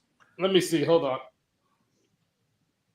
Oh, you cheater. Yeah, no. So, yeah, I mean, I have the same result as you. So, basically, I put Joseph Magnus Cigar Blend in A, if you guys can see it. Yeah. I put it in A, and it has the better smell, but the better, I like the taste, right? And I think it can definitely go hand in hand with a cigar for the cigar batch, quite honestly, the short barrel. So that's the one I picked, quite honestly. So you going short barrel too? On the cigar blend though, but yeah, I'm gonna pick the short barrel. That's incredible. All right, there you go. I don't know if Clinton's still listening. That's a 4-0. That's pretty amazing. Yeah. There you go. Look, guys, it's relatively findable. I don't know if it is still now. It's cheap. It's under $100. Yeah. And it's better. It's good. Sub 100. It's damn good. 95. I got mine for 89. Nice. I don't remember what I paid for mine. I can't remember what we got ours for, Matt. I think it was like 94, 89, one or the other. Yeah, 95. Where I'm Sean. Yeah. That's crazy. Yeah. Wow. It's so good. So good. I wish we had done that when Clinton was on now. Well, I did, but no one cared, you know. You know what? I'll send them. I'll do like a little. Do a short. Yeah. On this. Yeah. Nice. And I'll send There it you to go. them. I'll copy. I'll tag short barrel on it. There you go. There you go. No, man. All right. It's crazy. And then the fact that how hard it is. Well, I guess now it's getting a little bit easier, at least here in the Tampa area, to find some cigar blends. By the way, I'm still hunting for that Darth Vader batch, which is batch number 58. If anybody sees it out there, let me know. But now it's getting easier to see more cigar blends out there. The Joseph Magnus ones. Like I said, Total Wine had like 7 bottles at like $210, which is a little bit pricey. But it's only up by like $20 or $30, I think it is. Yeah, like $20. Yeah, they're they hot. had 7 bottles of batch number 260. A few weeks ago, Lucan's had, I think, batch number 200 for the same price, so $210. What is the Darth Vader batch? So the Darth Vader batch, at that time, it was, so I don't know if they've done any other ones since then, but at that time, it was the darkest and heaviest charred one that they've ever done. It was also the highest proof one that they did. I think it was like 67 point something. Are you talking about JM? Yeah. Joseph Yeah. Magnus. And Nancy Fraley actually called it the Darth Vader batch. No shit, really? Yeah. So it's number 58. So yeah. Is it darker than the 13th Colony Double Oak? I've never seen it in person, but they say it's dark. I think Jason over there at Mash and Drum did a review of it. He said that, well, again, this was like maybe 2 years ago, that it was the darkest thing he's ever seen at that point. Wow. Did you all see the new 13th Colony release that's coming out? Yes, sir. Yep. Yeah. Yes, sir. Wait. Which release is that? Cast strength bourbon. So not double oak, but a cast strength bourbon. Sean, you know about that. Yeah. Well, that's the double oak, though.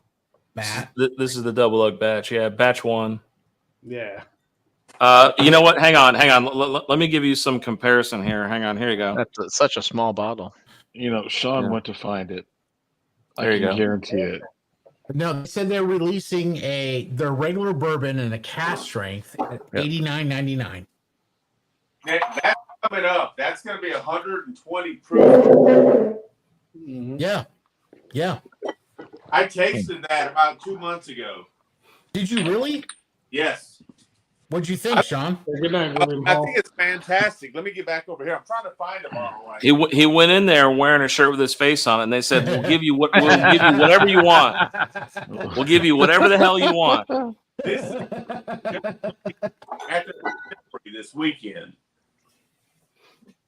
Oh, nice. Nice. So is that the founders or the? But when we were there, myself and Matt was invited, but he couldn't come apparently. Oh wow! Try their 120 proofers that Shots they're going to fired. They were excellent. We got to try the 2024 double oaked, and it still got about 4 more months in the barrel. It was 139 proof at the time. It's fantastic. My favorite thing that they had there, though, was 149 proof rye. Oh. 139? And Hazmat rye. Wow. 139, you said, Sean? Oh. 149. 49. Oh, 49? Yeah, 49. And it was, and me and my buddy Chris Gunn, who was there, we both left there, and all the way home, all we could talk about was the rye. And we had the 2024 double oak, their whiskey, their bourbons that they're releasing 120 proof, plus the special barrel there that we're not at liberty to discuss, that we wanted to try. They let us try, but that 149 proof rye, if you ever hear about it, get it. It blew everything away. 149 proof. Damn, that's crazy. I like the Mike Brock's comment. Yeah, let me I know. love that. Cheers, Mike. So they've got some fancy stuff, and I'm so excited about Georgia bourbon between ASW, Short Barrel, Better be. Colony. Mm-hmm. Oh, man. I rearranged everything. I can't find anything now. See, and I was going to talk about Alabama bourbon, but I know I had that Sean will go with problem. I had that Sean. problem. No. I was gonna show you an experimental bottle that I had, but I can't find it now. Yeah, love some dead. You like So what? Detling? Or kicking ass. I'm so curious to try Detling. That guy is such a character, man. Oh, hell yeah. They're like blowing in their barrels and they're Bottle. nuts, man. I'm so curious to try one of their bottles. Matt, I'll I'm get curious as well. I'll tell you that. I'm curious to try that. Carlos. I'll have to hit you up with it too. All right. That. believe I can- Have you guys tried any of the Crittendens yet? That is fantastic too. I've got samples of it from Will Rocco, but this is my favorite, and it's a 65-month Detling. That is Wow. that is just a killer batch. Oh, Wow. I found it.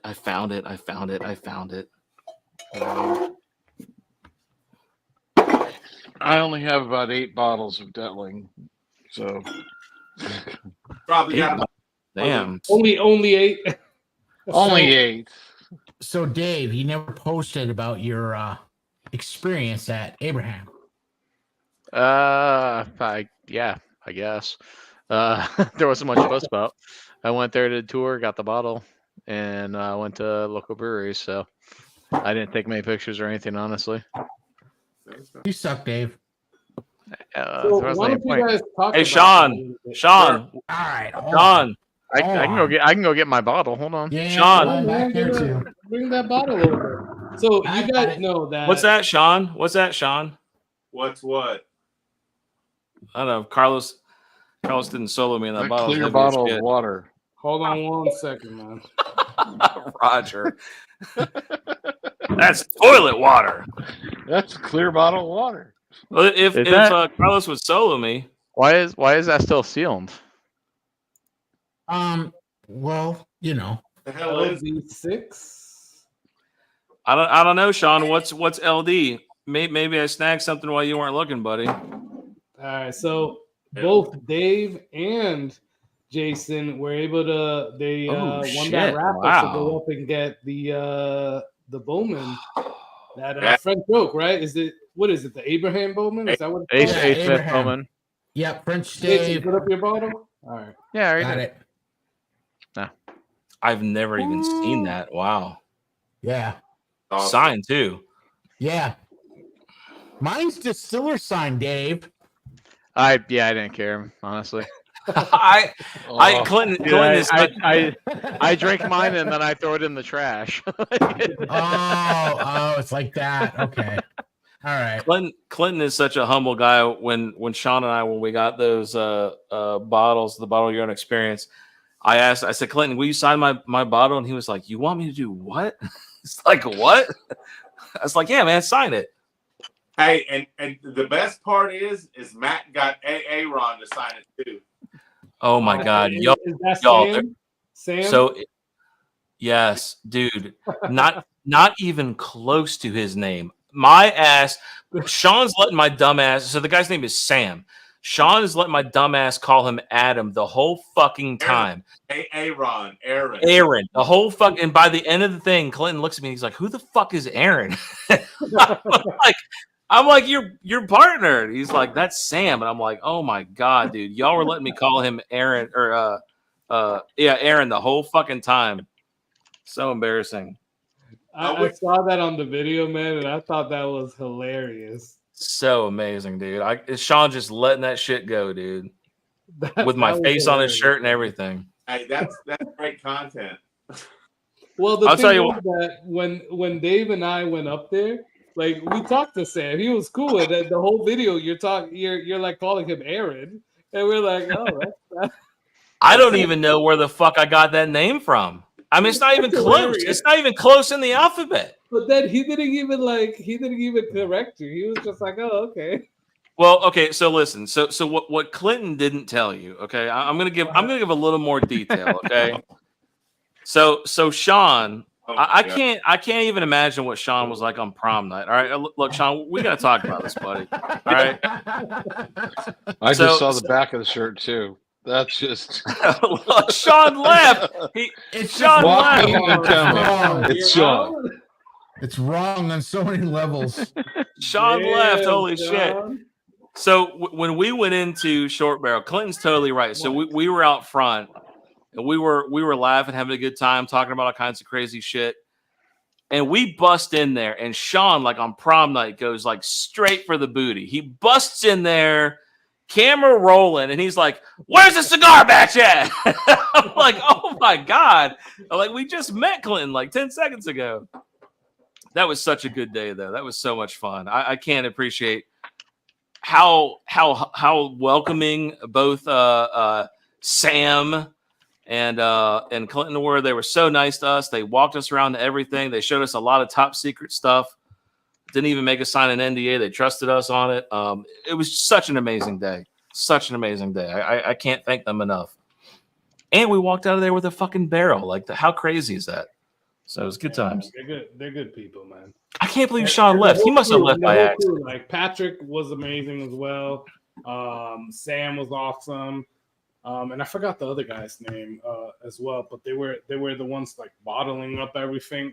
He was helping Sam bottle up everything, but the whole crew was awesome there. Yeah, absolutely. I mean, they were, when he talks about, so Clinton kind of glances, but grazes over like the transparency that that they have.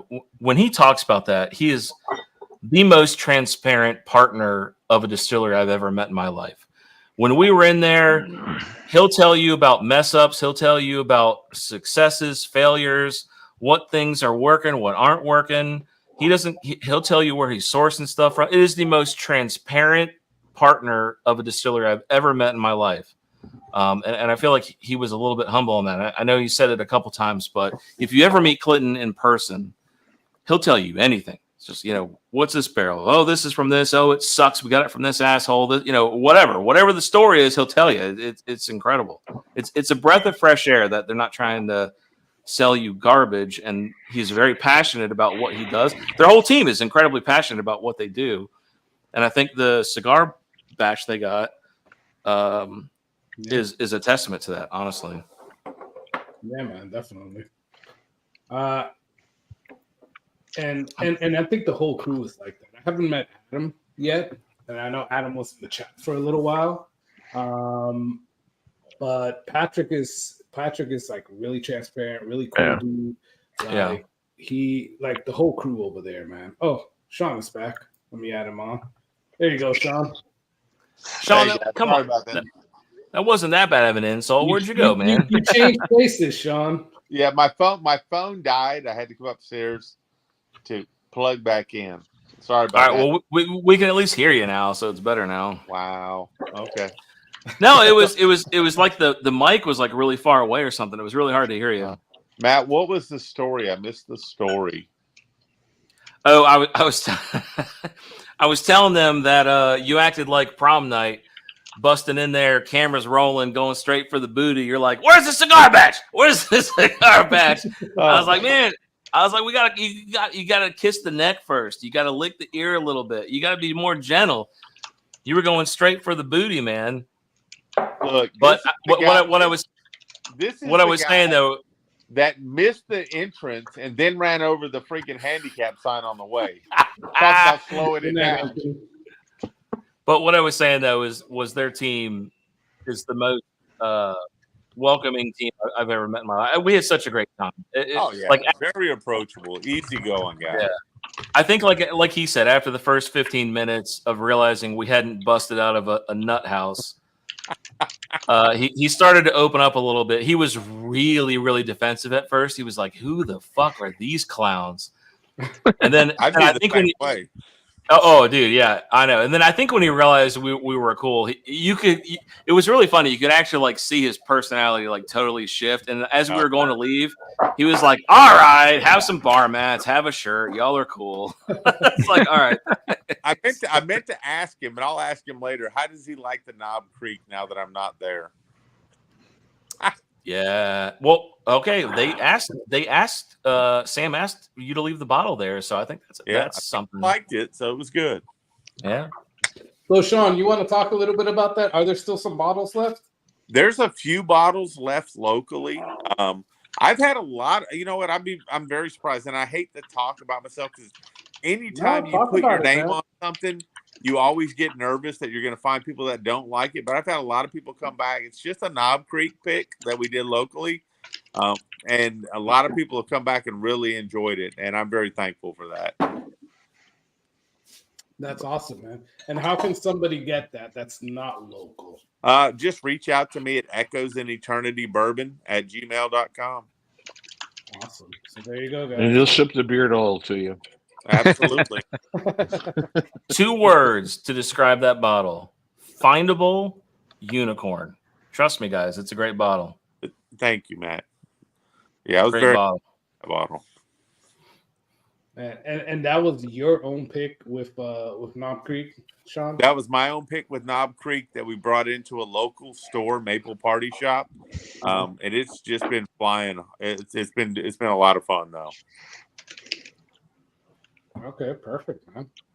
How much do you have left, Sean? Do you know how many bottles? I think there's about 20 bottles left. Are they all at Maple Party? There. I picked up a case yesterday because I had 3 more people yesterday that wanted some. I've got about 5 left here and another 20 something left at Maple Party. What do you want me to Venmo you to? I'll buy a backup bottle from you if you'll ship it to me. Yeah, I'll ship it to you. All right, I'll Venmo you after the show. Ryan says he wants one. So just reach out to him. What was that email address again, Sean? echoesineternitybourbon@gmail.com. There you go, Brian. All you got to do is reach out to Sean. So as long as we're on Knob Creek. Yeah. No, which one is that? So this is there we go. This is my barrel pick with the club. Our first barrel pick, by the way. Yes, sir. Peanut butter heavy, lovely, wonderful. See, I told you, Sean, that Knob Creek's got that peanut note. I told you. Yes, this one have a peanut note, but this one probably has a lighter peanut note than most. No, your bottle is straight up peanut butter jelly. Oh, geez. So Dave was this one. Dave, this was peanut butter heavy, was it not? It is, yeah. It's much better. It's actually better now that it was bottled than it was and the sample. But yeah, it's really good. It's over 10 years now, so it's really good. Very nice. It's almost 10 so years. good. It's they don't date when it was actually dumped, but it should be 10 years. And those It's are really all gone good. right now, right? Like, What's there's that? no way. Those are all gone. I think They are. They Yeah, they're are, all but- sold out. Yep. For the folks still on, if somebody wants to sample, reach out to Carlos. I've got this. I got another bottle. We'll hook you up. Hey, I'll tell you what. Swap me a sample. I'll give you mine. You give me yours. Fair enough. I got All you. right.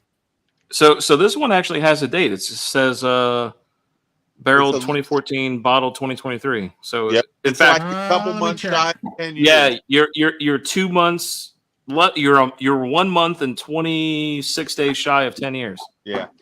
Yeah, so this one's 1/2014 and then dumped 12/27/23.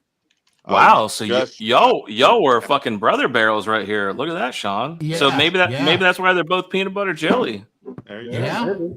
There It's you go. it's a good pour. It really is. It And is. Sean, how much are those, if you don't mind me asking? No, unfortunately, I wish they were cheaper. They're like $68 after tax, though. Oh Okay. shit. Yeah. What were ours? Like Smells so 58, 59, Dave? I think 59. Yeah. Yeah. Yeah.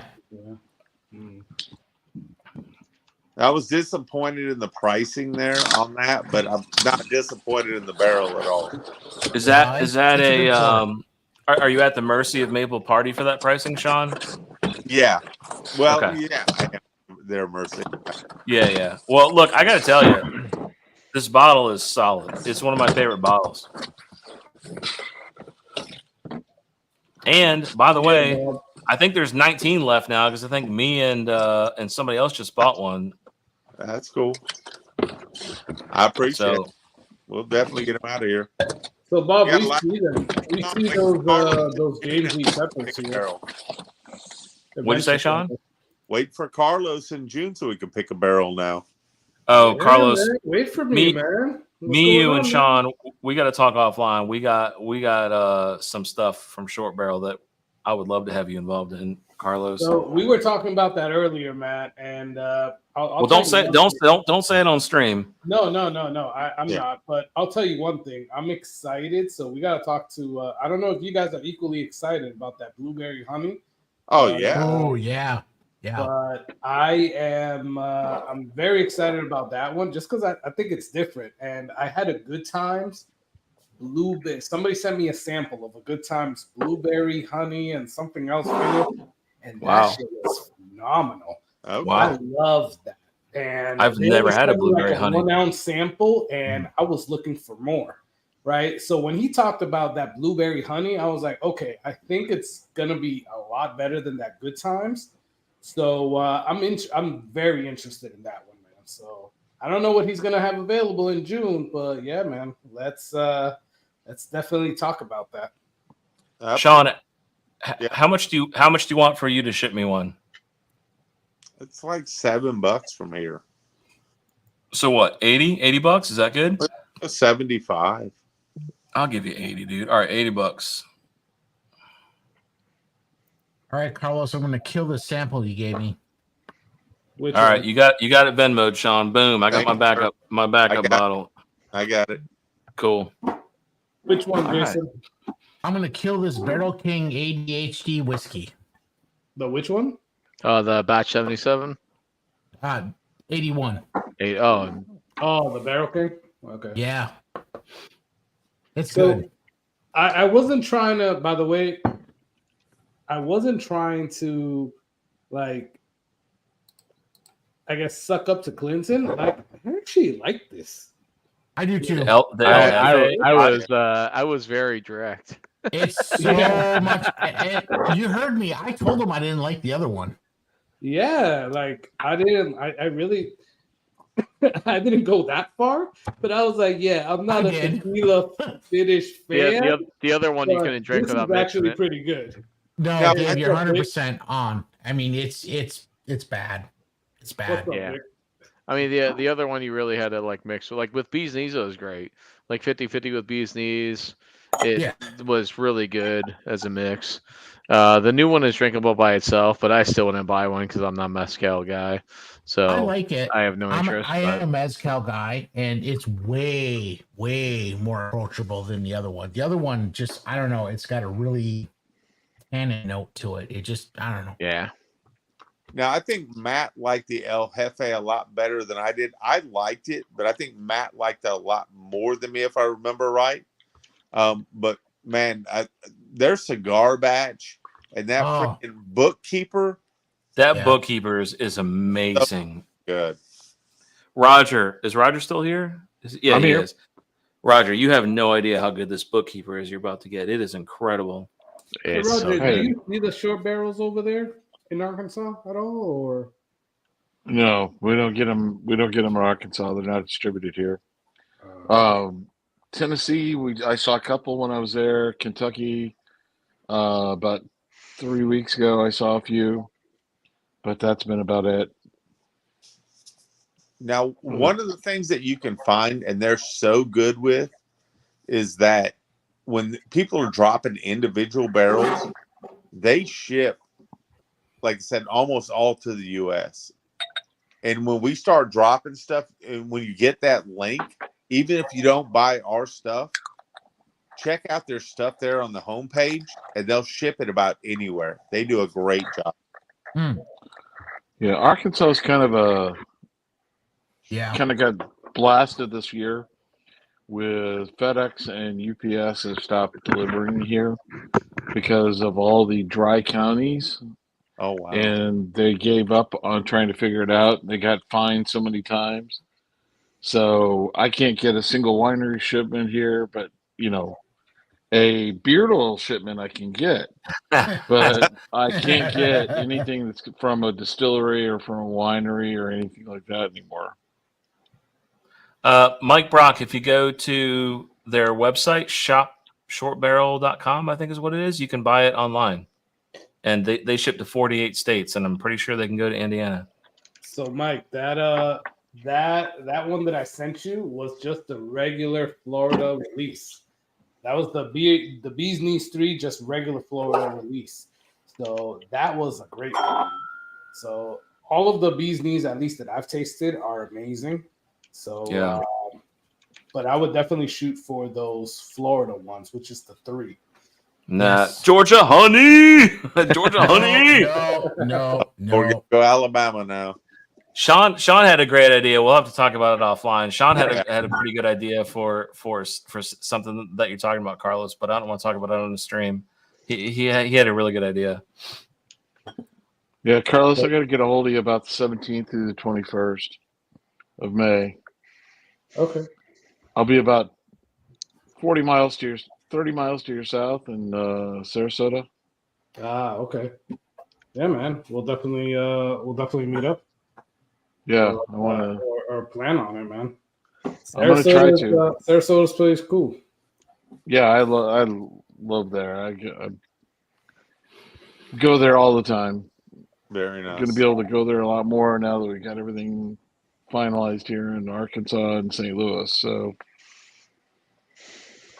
perfect, man. Yeah, let me know when you come down. You said the 17th to the 21st? Yep. All right, perfect. I can bring some samples, unlike Carlos. Sean, I never get to talk to you one-to-one. Wow. I always appreciate your positive attitude, buddy. I really do. Thank you. You make me smile some days when I'm not. I have had bad days with all the travel and all the moving and everything, and just listening to you, just kind of, okay, I'm good. Make me smile. Well, I appreciate that. Thank you very much for that. It's just I love that outlook on life, and I hope I bring it out. And it sounds like I do. And thank you very much. And Matt, I wanted to win yours because I have tried 3 or 4 other times to win on your stream and never won on your stream before. No kidding. So now I got something from that. There you go. Carlos, I have won on, so I'm good. There you go. I want to second what Roger said. Sean, you're the most positive person in my life, and every time I call you in a shitty mood, I always hang up in a much better mood. So you're a great contribution to this Whiskey Tube family. I appreciate you, Sean. Oh no, I appreciate it. I mean, I'm very sincere that when I say the whiskey community is the nicest, most giving community I've ever been a part of, and it just makes it fun to do videos because you guys are just a great group of people to be around. Yeah. All right, Carlos. Sorry. I'm going to dip, Carlos. I really appreciate you having me on, buddy. Sean and Roger and Jason and Dave and everybody for having me on. And Clinton, thank you so much. But it's after midnight here, and I got to work early in the morning. So pleasure, Matt. Thanks. Yeah, I'm going to bail. Roger, I'll get in touch with you. I guess you've already emailed me. And I emailed Carlos, you. If there's a problem with it, email Will. He's got my info too. All right, Carlos. Thank you so much for having us on. Thanks for hosting tonight. It was a really good show. Thanks, Carlos. Hey, thanks for getting on, Matt. Thanks, Carlos. Cheers. Thanks, Matt. Bye, guys. Cheers. Night, Matt. Good night, guys. I'm probably See you, going Sean. to do it in like the next 8 minute, guys. So, Yeah, I'm about to log myself, guys. Thank you for allowing me to come in tonight. I'm an old fart that's got to get about 5:30 in the morning myself. I was going to say, Sean has the best seat in the house right now. Amen. Yeah, you do, Sean. It's going to be the next best seat. Sean, I thought I was going to see you with that peanut butter and egg sandwich. Like, I thought that's what I was going to see, man, when you came back. The weekends only. Weekend only. Okay. Y'all have a man, great night. I appreciate you getting on, man. Sean. Cheers, hey, God man, bless. I also donated to that fund. And guys, definitely go out and check out Sean's last upload. Go and check out that GoFundMe in his description. We also put it up in the chat here. I'll pin it again. I'll find if you want to put it again, Sean, I'll pin it again. And for the remaining time, you guys can go on there and donate. And it's for a good cause. I appreciate that. I'll log off and I'll get it in the chat and I'll put it in the chat. All right, perfect. All right, guys. Y'all have a great night. Cheers, Sean. I got you, Sean. I got it in there. Thank you so much. Yeah, I signed it as well. So, all right. Cheers, all. Cheers, Good night, man. Sean. This cat won't leave me alone. She just... I saw the cat jump on the desk, man. You know, there's she so just has to be right here, and she's like gonna be waiting for me to go upstairs. She is just waiting for me to go upstairs. It's so funny. 18 years old, still going 100 miles an hour. That's awesome. Damn, man. I want to be that. Well, I'm 60 now, so I'm catching up with her. So how's been the move, Roger? Like, are you complete? Are you all settled in already? Well, I'm complete. I've just got to get a few pieces for the whiskey area. You seen the wine room? It's finished just about, and working on the whiskey area out here, and got to get another shelving unit. I found one, but the problem was it would be about $3,000 to ship here, and I don't know about that. Yeah, I think I could find something cheaper. $3,000 just for shipping? Damn. Well, no, it's $3,000 altogether to get it all shipped here and everything. Okay. And I'm like, I'm kind of like hesitant. I think I can find something local. So, but it'll be fun. It'll be fun when I get it all finished because it'll be there for at least 3 to 5 years. And then when the wife decides to take another more higher price job, it'll move. There you go. Yeah. So is Arkansas your last destination? Is that it? Okay, you've got to ask another higher power than me. Buddy. I have a CEO of a wife, so I've retired. Finance. I've retired, so she is. We're letting her career path do whatever she wants to do now. That's awesome, man. So that's a maybe. I Yeah, guess. there's a maybe. We'll probably end up down your way. Probably end up in Lakewood Ranch in Sarasota. Nice. man. Nice. Well, It's a nice man, area. we would love you over here as part of the group, man. You have I would two love members it. over here from Yes, the North sir. Tampa Bottle Club, so Yeah. we would love to have you at some of our events, man. And quite Yeah. honestly, when you come on the 17th to the 21st, I'm gonna look to see if we have anything around that time. I think that's actually our off It's week. yeah, it's like a weekend too, so Yeah, Yeah. that's crazy. Yeah, it's an awkward time. it just But happens to then- be the weekend we're going down there to see everybody the first time for a while. We'll be back again. I guarantee it. Doesn't- We'll probably be back down like 4 or 5 times before the end of the year. It's just this year's been kind of short with all the moving and everything like that. You kind of don't have the time. What you should do is come down the weekend of June 8th. That would be a good weekend to come down. If you come down on an off week, Roger, doesn't mean a personal share can't be arranged. Yeah. But June 8th will be a large share that you could attend. Well, that's true. That's true. That is true. Yeah, I've got it depends on the timing. My wife's got some trips planned, and then I can be drug along on them, and they're kind of fun when she goes to Owensboro, Kentucky, and stuff like that. So she's got a client up there. So I love Green River. I'm sorry, guys. That's one of the best distillery tours I've been on. I haven't been on their tour, but and quite honestly, I've only tasted their regular bourbon, and I'm not a fan. But I haven't tasted like their weeder or their single barrels or stuff like that. But I've got 3 single barrels. I love every one of them. The regular stuff I use, and it's fine, but the single barrels are just out of this world.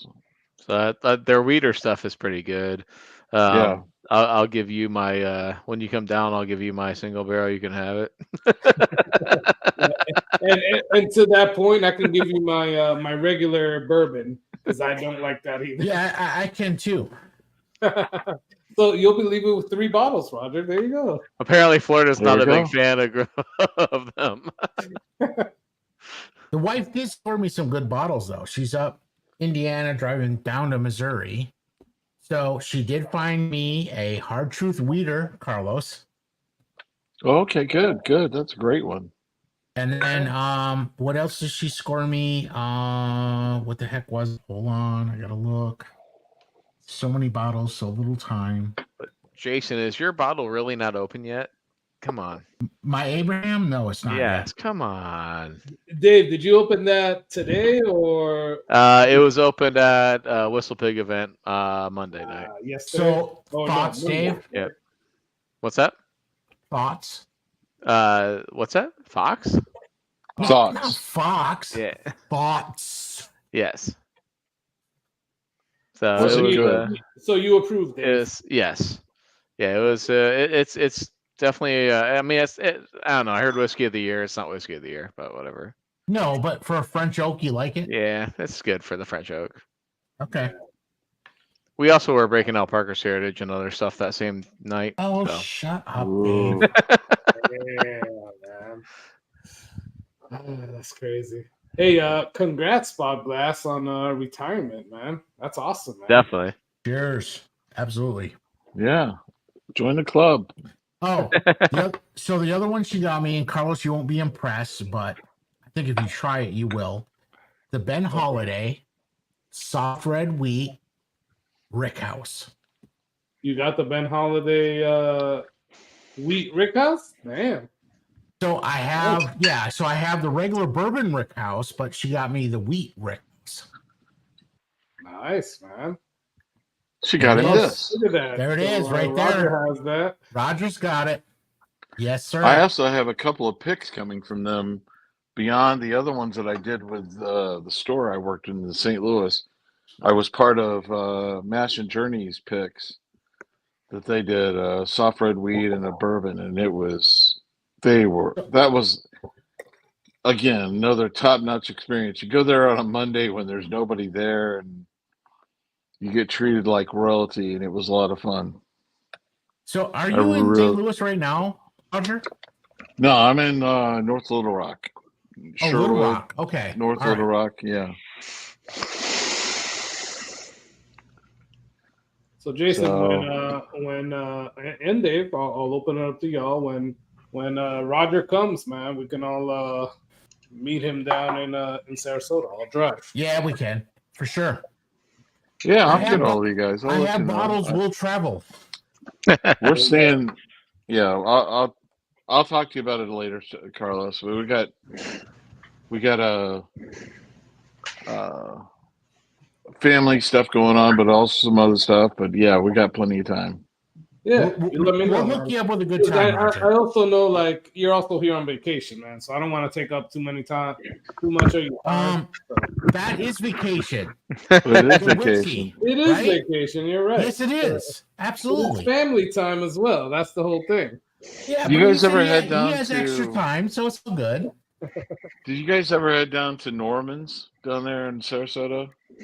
Norman's? I have been in Norman. I have a Stranahan Norman's pick right back here. I've got one too over here. I did a Stranahan pick. I did a Stranahan pick last weekend in Denver. We flew out there. You did the pick? Oh, nice. Yeah, we did it for a store in South Carolina, and also a small piece of it for story time. That's like my new thing lately. I'm into the single malt American whiskeys. I don't know. I dig them. Really do. Yeah, we again talking about the behind the scene things and doing things like that. We got to taste some barrels that we never thought we'd ever get to taste, and some finishes. You know, they had a finished barrel that was a cast strength that was phenomenal. And as we explained to them numerous times, you guys need to put this out at cast strength. But so, Roger, have you ever tried the Western single barrels? The American whiskey? The Western, I think. Westward? Westward, yeah. And your thoughts? They're good. They're really good. I want to go out to. I want to hit their facility to kind of have a little bit better examples. Ones I've gotten are just samples. I've only had like 2-ounce samples, which is what it is. I'd love to have a bottle. I've been waffling on the single barrel, American whiskey. What is it here? Yeah. What is it, Carlos? About 110? Yeah, I think it's 110. Jason, you just got to pull the trigger, man. Just do it. I know. I do. I got to do it. One time. Just one time. That's all it is. One time. Yeah, just pull the trigger one time. You're right. Because you've been talking about that particular bottle for. I know. I just got to do it. The Stranahans ones are just for the price. Oh, for what they do. Yeah. They're just totally worth it. I mean, definitely. It's funny you mentioned Norman's because that was the first Stranahans I got. Was the cast strength store pick from Norman's, and it was phenomenal. Yeah, I love that one. I love that. So it's crazy. I've never been to Norman's because usually when I go down to Sarasota, I go to Liquor Locker and to the Dive. Yep. Well, right, the Dive. Yeah. You got to go a little further south. You got to go down to Bradenton for Norman's. Yep. Yeah. Bradenton / Sarasota, right there on the border. Yeah, and then they've got one on the south entrance to Siesta Key. Yep. As you go into Siesta Key, and that's always been one of the places I've gone to. They always surprise me. You walk into that place and you think, how can they fit all this stuff into this little building? It's like 10. It's like 10 pounds of shit in a 5-pound bag. Yes. Yeah. But I always find something really good. I always find something really interesting. They had when Bardstown Bourbon Company first came out with their Origin series, I found both of them sitting on the rack at Norman's in Bradenton for, MSRP. And I couldn't find them anywhere around St. Louis, and I was buying them like mad. Damn, man, that's awesome. Because we're just seeing them here in our local stores, like Total Wine. Like they're just and other local stores. They're just becoming shelfers. But at the beginning, like it was hard to find. Right. Yeah, I had to hunt around to find them whenever I fortunately had a trip to Kentucky at the same time and bought a few of them. And I've fallen in love with the Fusion series. Again, not everybody's favorite, but I like Fusion 7, 8, 9, and I have like a Fusion 7, and it was good. I think. Yeah. I haven't bought so before now. Like I like what Barstown is doing now. Like I believe the 10. I love the 11, and I know the 12 is coming out now. And I really like that Weeder, the Black Label one for the original series. But before that, like I wasn't a Discovery fan, but I really did like the Fusion. And I actually bought a bottle of the Fusion 7. That was pretty good. Right? But I wasn't a Barstown fan. Now I guess I am becoming a Barstown fan because of the things that they're coming out with. So Bob, sorry, real quick, Roger. So Bob Glass, I am down to do a pick. I am down to go to Missouri, but we just need to plan that out, man. Yep. Yeah, I responded. I got family down there. We can do that. Yeah. Yeah, that's Weston. That's just north of the airport. I mean, you fly into KCMO and you're like 12 miles from Weston. We're going to drag Carlos up with us, and Dave, you're more than welcome too if you guys are interested to go up to Sagamore and do the thing up there. Yeah, let's do that. I love Sagamore, man.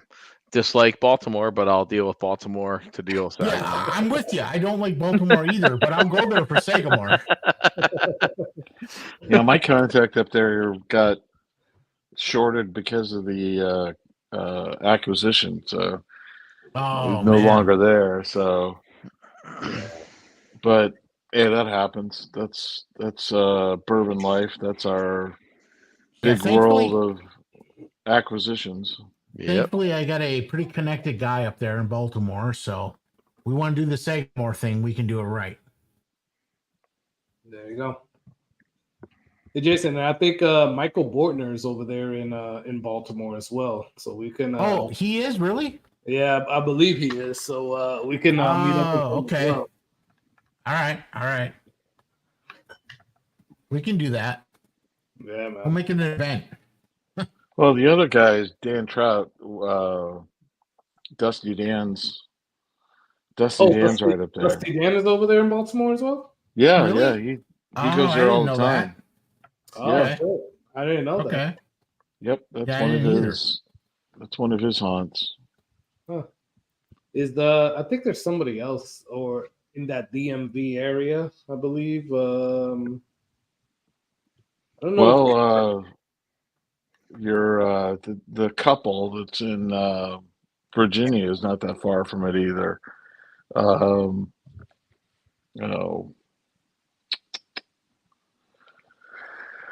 It kills me. I just drew a blank. They do the dual shows. He does Whiskey Row. Whiskey Row, yeah. Oh, yeah, they're not that far from there. David and I forgot his last name. We can't. I don't think we can do one with them. Oh, you'd be surprised. Jason will just be like, "Oh, get us in trouble." Well, yeah, I would, but that's the fun. Just saying. We have to still hook up. By the way, Dave, our barbecue and bourbon night. What's that? We have to hook up our barbecue and bourbon night. Yes, we do. Yeah, for sure, guys. We need to set that up. Yeah, we do. Let's see. May, Dave, I Dave. was gonna invite some of the guys over from Memorial Day weekend sounds perfect, Dave. yeah, that would be awesome. Yes, sir. I could do that. I could Oh, also go see? shoot. I could also go shooting, but We can do both, Dave. We can do no, both. that is a bad combination, man. No. We do the shooting Well, the first, thing is then that the you do the bourbon. shooting first, then you get the Shooting Yes, and bourbon. yes. There you go, right, Roger? Priorities, You know how Dave. it Priorities. is. Roger knows. Oh yeah. Yeah, I'm all in for the shooting. Hey, Latin Sip, are you guys up? So the to, girlfriend will be playing hockey that weekend, but I could definitely do that weekend. Let's plan on it. Seriously. All right, It'd be awesome. Well, Jason and Dave, let me know, man. We'll do. I think we literally just did. Yeah, we did. You're So we're informed. doing that. So we're doing. You have been thusly informed, Carlos. All right, cool. Carlos, you're informed. All right, Sal, if you're still paying attention. I have been informed. Latin Sip, all you got, the whole family. Bring some coquito. We'll do it. Carlos. So Latin Sip keeps talking about the coquito, but I haven't seen it in any bottle share. I heard Moist Yeah, sucked. That's exactly, why I was told to exactly. ask about it. So You And know, I know, put up or, and put up to or be shut fair, up. coquito is usually around holiday time, but I didn't even see it around holiday time. I'm just saying, Latin Sip. I'm just saying. we had Carlos, you're not in some, but not South from Moy. Florida. There you go. All right, Sal said they'll do some. All right, Sal. So you gotta go to Jason's Memorial Day weekend. Yes, So, sir. Yes, Latin sir. Sip, Yeah. I'm gonna be there. Oh, actually, me and Jason, because I'm driving Jason. We're gonna be at Star Liquors, and I know Next Dave, week. you're gonna be there because Yes. that's close to you. Latin Yes. Sip, I know you guys are in Riverview, I believe, so that's not that far. No, from no, you guys. no. Hold on, Carlos. Sorry. See, here's the bullshit right here. Sal, you know Moy can't get out. No bullshit. Here's the deal. Dude, We all need to get Moy a might babysitter. not be able to Moy's probably get got out. a GPS tracker. Yeah, and no. shit. Well, Moy might not be able to get out if Gladys. No. Well, That- if that's the Gladys deal. is out, because They if gotta get- Gladys they is gotta- out, Moy has to stay. No. Vice versa. They gotta get a babysitter because we gotta have all three. I need Clary So we're gonna and go Sal down, and Moy. We're gonna That's go down it. to Star Liquors. Jason and I know Dave, you're gonna be there, so we're gonna be Yes, there. sir. We're doing for it. the next bottle share. So We're hope to doing see it. you I guys. haven't been. We So- just gotta figure what BTAC or Pappy we're mixing with a hard Mountain Dew. Yeah, Shut up, I've Dave. seen those videos. So Shut Roger, up. they usually mix like BTAC bottle with like Mountain Dew, a flavored Mountain Dew. Hard Mountain Dew. Or So- Pappy. So, Carlos, are you cracking your WLW? I am not, man. I am not. Oh, you should bring that, man. So I don't want to bring negative energy. All right. I'm hoping All right, everybody is hold on. positive. You So- bring WLW and we'll mix my handy with Mountain Dew. Well, I can bring a handy as well. Well, I know, but I'm saying I'll waste my handy because How about I bring? How it about I actually bring it actually might get it might get better with Mountain Dew, I'll bring honestly. the LD Gold Blanton, and we can blend No, that. we don't care about that. No, you But don't care bring about the that? WLW see, for here we private go. I'm not pours. bringing the Here we WLW. go. Here we go. I'm Private still on the pours. fence if I'm gonna if I need that WLW. Let's just say that. By the way, Bob Carlos. Glass, I think you asked about it. JT Malik is a great JT Milk is great, man. Yeah, it's Yeah, really that's good stuff. So Yeah. Bob, if you haven't had it, you definitely need to get one. And That's this good is stuff. a single barrel cast strength one. Really freaking good. Yeah, they're starting to sneak into the Arkansas area now. Oh yeah, they are. Yeah, it's weird around Arkansas. You'll get certain stores that will only carry like 10 brands, and you know what they all are. Mhm. You know, the big handles of Jack, Jim Beam, and Yeah. all those. And then you get a few that carry a little bit of variety, but most of them it's all about the little 2-ounce shooters. That's what you can sell out the drive-through window. So, Roger, I worked down in Arkansas for a couple of years, and I'm very familiar with the dry counties. Oh yeah, Have a So good I night. worked in- It's kicked both of the big shippers' ass. I mean, apparently they got fines and all kinds of stuff. So north of you, I worked up in Harrison, if you know where that is, for Yep. like 2 years. God help me. But yes. And the funny thing is about dry counties is they're seriously are the most liquored up counties. Oh yeah. Yeah. Hell yeah. There But you go, just Sal. have to pay the right people Let's for hop on the it, for video. that Yes. access. Yes. Although yes. I'm probably gonna be ending this stream, guys, in like the next 3 minutes. Definitely before the 4-hour mark. But if you want to hop on, Sal, we'll Get on, Sal. Come on. We'll stay on a little bit for you, man, just so that you can get on, man. So No, WLW is not a good mixer for Mountain Dew. No. No. I disagree. Come on, Dave. It's an alternative mixer. No. Carlos, we're just not on the same level as Dave. I'm just saying. We're not, man. I've seen the videos that Dave posted or that Dave is in, because I don't know if you posted it, Dave, but I've seen the videos that you're in, and I'm just like, what the hell are they doing over there? Yeah, exactly. So I want to be part of that what do you call it? That irresponsibleness. So I will admit the George C. Stag was not George C. Stag. Oh, it wasn't. Well, it was. fair, We killed the bottle and then we filled it with full proof. So Carlos and I were talking about this last week. However, the old rip, that was old rip with Mountain Dew. So old rip was with Mountain Dew. That was legit old rip with Van Winkle with Mountain Dew. I've got an old rip, but it's not going with Mountain Dew, Dave. What's that? I have an old rip, but it's not going with Mountain Dew. Well, that's how we did it.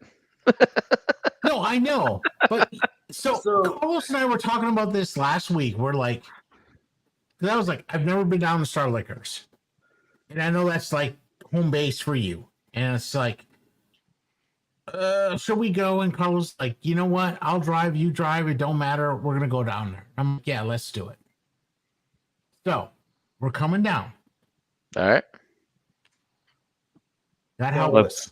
Let's do. He wants us to bring the WLW. Either you or mine. I think WLW should show up for a private pour. No. So you know what though? I can bring my Weller Full Proof. Well, I'll bring Handy for Mountain Dew. Well, I could bring a Handy as well. I'll open that one. I'm not opening the WLW yet though.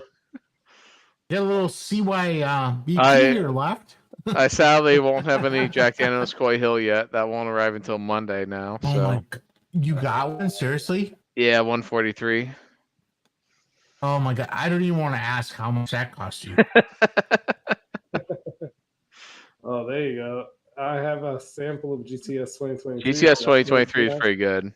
Yeah, that's good. It is pretty good. Like, but I was talking, and I know Keith P isn't on yet.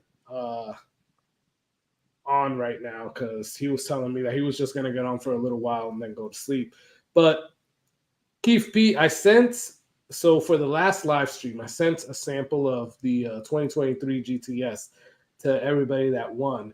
And Keith reached out to me and he was like, I was not a fan. Right? He like told me straight up. Like he's like, I'm not a fan. I thought this was gonna be better. And I'm like, okay, here's the thing. 2023 version is not as good. Like I know you let me taste Dave the 2022, right? Yep. And did somebody else have another one? Or maybe Jerry brought it 2019 or something? Somebody had a 2019, yeah. Yeah, so those two were a lot better than I think the 2023. The 2023 is good, but I could see how somebody would taste it and be like, okay, it's like oaky and moldy and stuff like that. Like I could see how they could get those notes, right? It's still good, but yeah, that's what it's still good, but like I think people think BTEC stuff's gonna be like life altering. Same as like King of Kentucky and stuff like that, and it's really good. It's really good bourbon. And if you let it sit there, you really like enjoy the sip, and you let it like sit in your mouth, and then like swallow, and let the finish last for like the 10 minutes that King of Kentucky does. Like it's good, but like it's not gonna change your life. I mean, it's still just whiskey. Like, it's not that much. I mean, realistically, it's not that much better than like 1910 or 1920 or any number of other pours that are $60. I mean, it's really not. Yeah, no, it's not, man, and that's the thing. It's like, and that's actually a good point that you bring up. It's like we hold all of these bourbons up to like a certain level, like a pedestal, and we're like, oh, this is like the end all be all. Like, how many people don't do that about WLW, Eagle Rare 17, King of Kentucky, right? And then you have it, and you're like, okay, well, I've had that, and it's pretty good. Would I really pay $2,500 or $4,000 for a King of Kentucky? No. Like 1,400, but still, like no. Yeah. Either way, no. Exactly. But if you go to a store here, right down the street from me, they have it for $2,500. Yeah.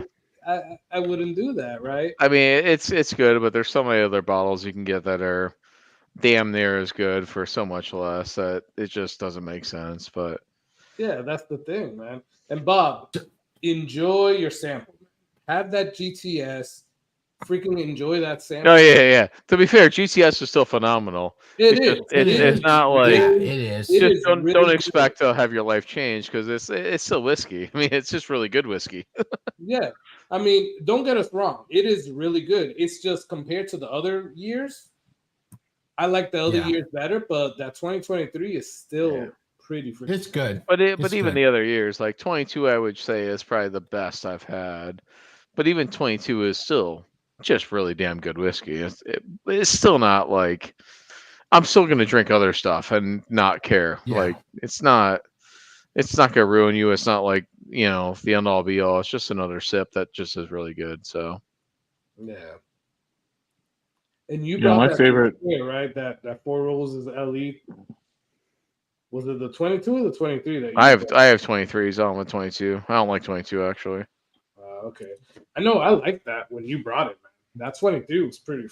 That's one. I had two. I have two bottles. Well, not one of the 23. Yeah. I'll tell you, my favorite pour this year so far isn't any of the big name. It's a store pick, a Peerless single barrel at 121 proof, and it beat the one that they were selling at the distillery. It beat the one that they had at Justin's House of Bourbon. And I was like, it's just killer. And I won't say anything, but it's like it's $84. And it's like, and you can buy it, and it's really, really good.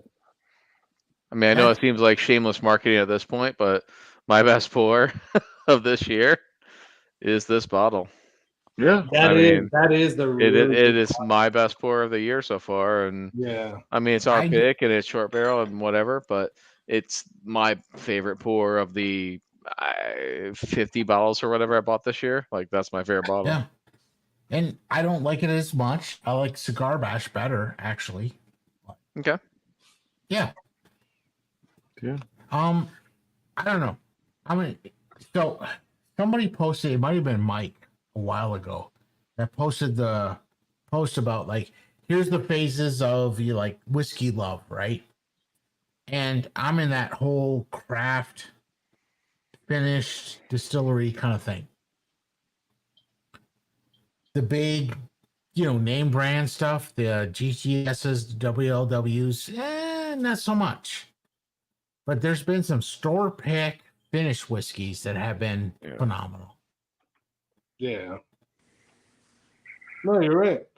There has been some of those whiskeys that's been phenomenal, man. I mean, and by the way, Sal, I agree. Well, I don't know if I agree. I think they're both equally good, right? I like the breakfast, the maple better. Well, I like the breakfast. The maple's delicious. Yeah, it is it really is. good. It's very good. But that sherry pie is good, but I'm a sherry like finish fan. See, I'm normally a maple finish fan, and I still like. For me, just the sherry is just better. But I'll still. I mean, I have 3 bottles of the breakfast, and I'll drink them all. I mean, yeah, I'll drink them all while some of my other high-end bottles are sitting there not being drank. So what we can agree on is that they're both great picks. Yeah. They definitely are, right? Yeah, they're really good. So guys, I'm gonna end it in about a minute. So we can hang out backstage if y'all want. If you guys have the I've pinned the link in the description. If you guys want to hang out a little bit behind backstage, you don't have to get on camera. You can just be on in the background. You can do that. So Roger, Dave, Jason, you guys, once I actually end the stream, we can still keep talking or whatever in the background. But I will be ending this at the 1 a.m. Eastern time frame because we're about to hit 4 hours. Yes, sir. And it was funny. You got 1 second, you're done. Today, and I'm like, yeah, we're probably only going to be on for like 2 hours. Yeah, right. Yeah, that never happened. Right. Yeah. Well, at least you're monetized for this whole time. We haven't said anything to get you demonetized, so. No, we haven't. No. That is true. We won't do that.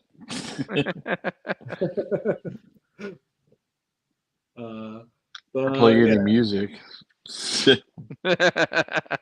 That's always good. So, guys, everybody that won today, if you're still on, I know there's only 14 people on, but if you won today, definitely send me an email.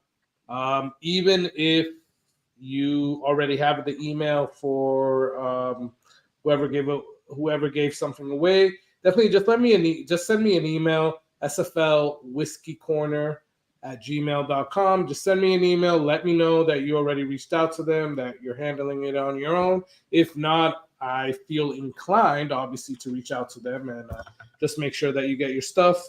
Other than that, I appreciate everybody that got on. I appreciate everybody that donated.